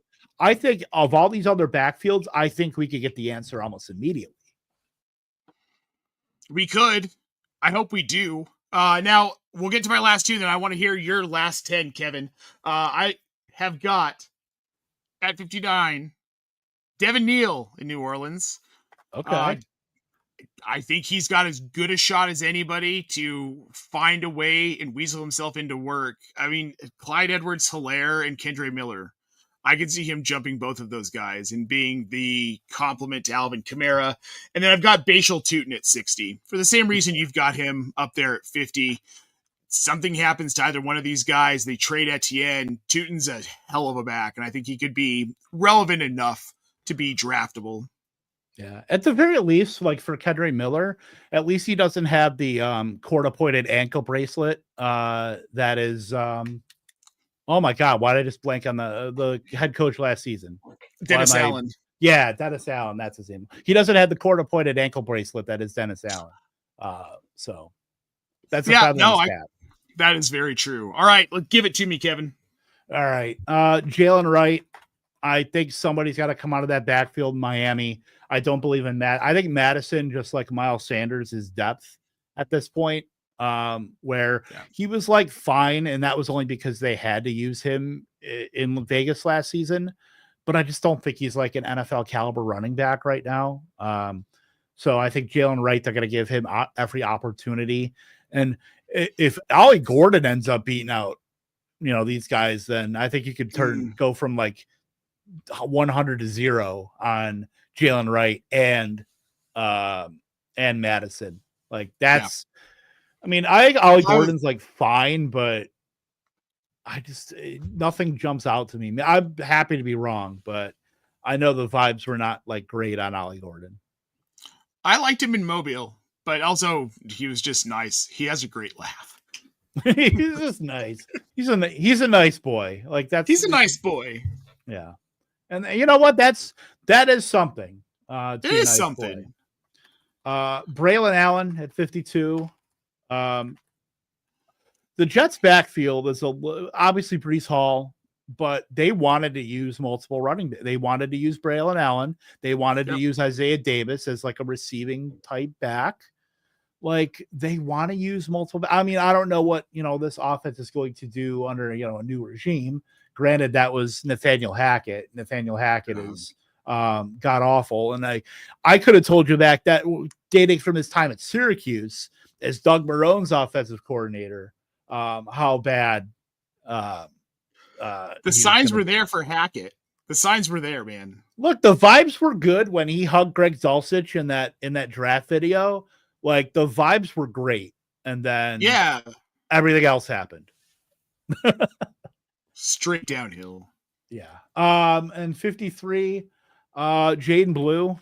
I think that was for me because we don't like really have any question. He's like a guy that we want to pigeonhole as like, well, Javonte Williams is on his like the last tatters of his knee. Miles Sanders is terrible. Like we want to anoint a guy. It's what got us in trouble last season when we ranked Sam Laporta as like a mid-second round pick. Is that we wanted him to be so badly the next like coming at tight end to where we overdrafted him. And then he was fine, but flamed out just because of the draft capital. I feel like I'm trying to be a little bit smarter with that and realize that there are downside scenarios for a guy, even like Jaden Blue in a backfield that's wide open. Like, am I going to draft him? Absolutely. But you also have to kind of realize that too, that the pathway is open. Everything is there for him, but we have to recognize the downside too. Jaleel McLaughlin, I still have because questions about Denver. I think it's very fair. Blake Corum, because I do think he can hold off right, as like the contingent for Kyler Williams. I think that's certainly worth something in the Rams backfield. 56, Kareem Hunt. Like, it sucks. That's an eat your vegetables ass pick, but I think he showed enough last season to give him a little bit longer shelf life in Kansas City to where he's really got to like hold off some of those guys behind him. Whether he can do that, we'll see.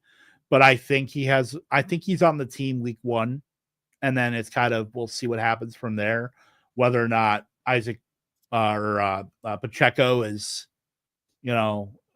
if he's fully healthy. Yeah, right, exactly.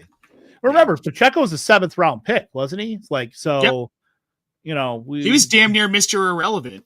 The Dynasty Bros love the draft capital talk. So I wanted to bring that a little more in here, saying Pacheco was a 7th round pick. 57, Marshawn Lloyd. We haven't talked about Green Bay's backfield outside of Josh Jacobs, but Emmanuel Wilson was solid.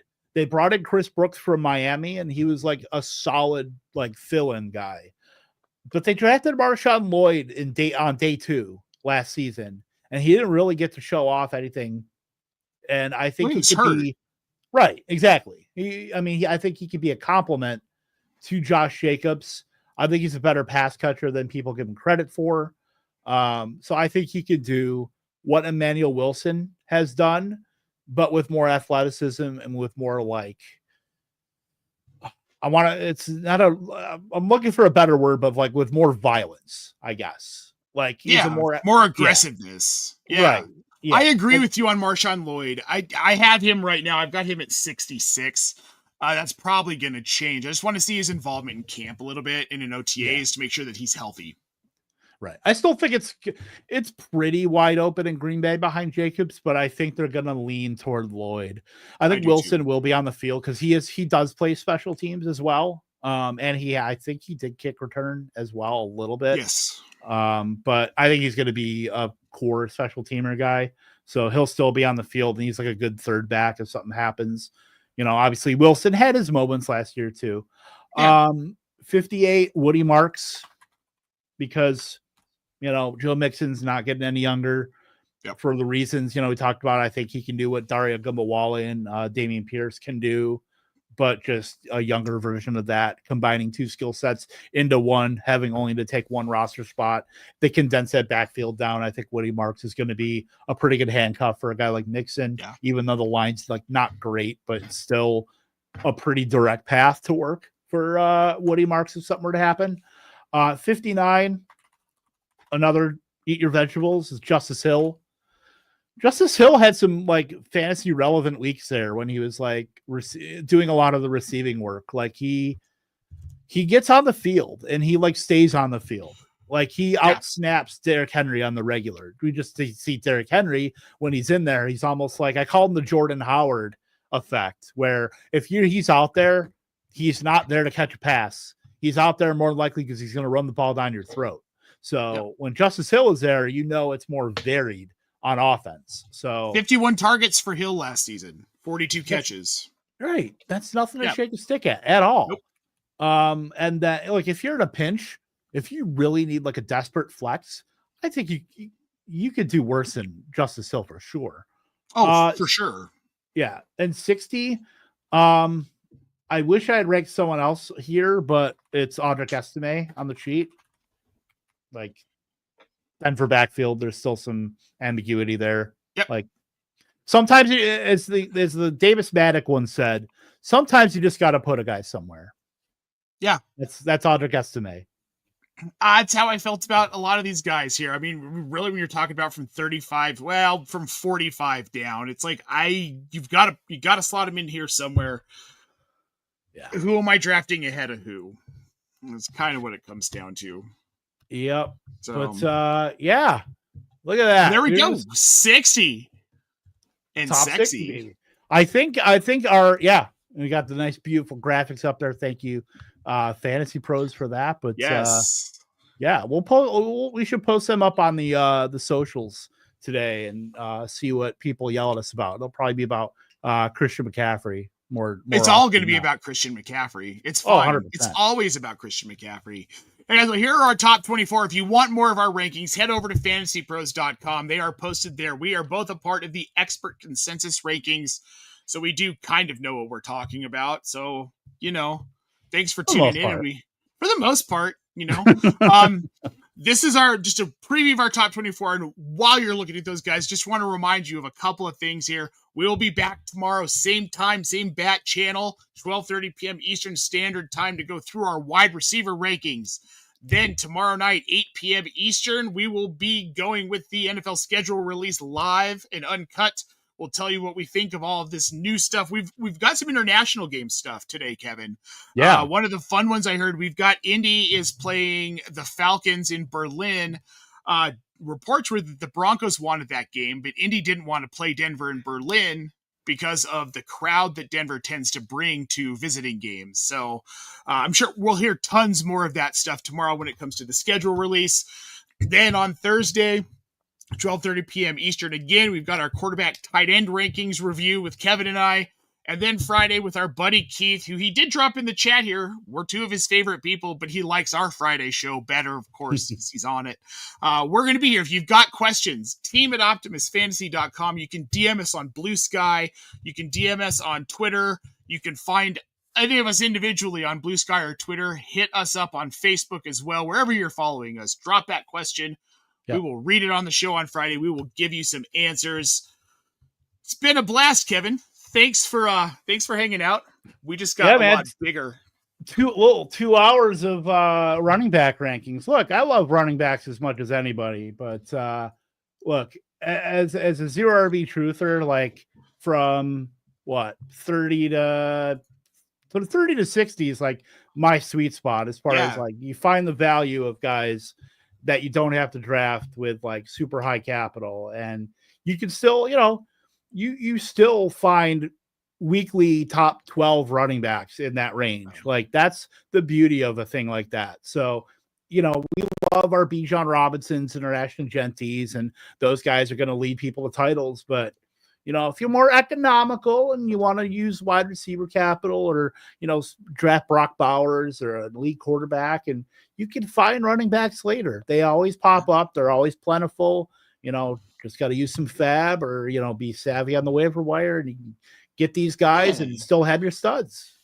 Don't be afraid of Najee Harris, guys. Just because he's not Omari in Hampton doesn't mean he doesn't have fantasy value. Right. I want to thank everybody who tuned in. It's been a blast. We will again be back tomorrow. Same time, same bat channel for wide receivers. If you're looking for something to do in the interim, head over to fastdraft.app. With the code Optimus, you can get up to a $50 deposit match with your first draft. We would love to see you there. It's great best ball. It's a blast. We're still rolling through some rookie drafts, so come check those out. You might see me or Kevin or barely fantasy Mr. Evan over there in those drafts. But until tomorrow, I'm Nate Polvogt for Kevin Tompkins. Thanks for tuning in. We'll see you later.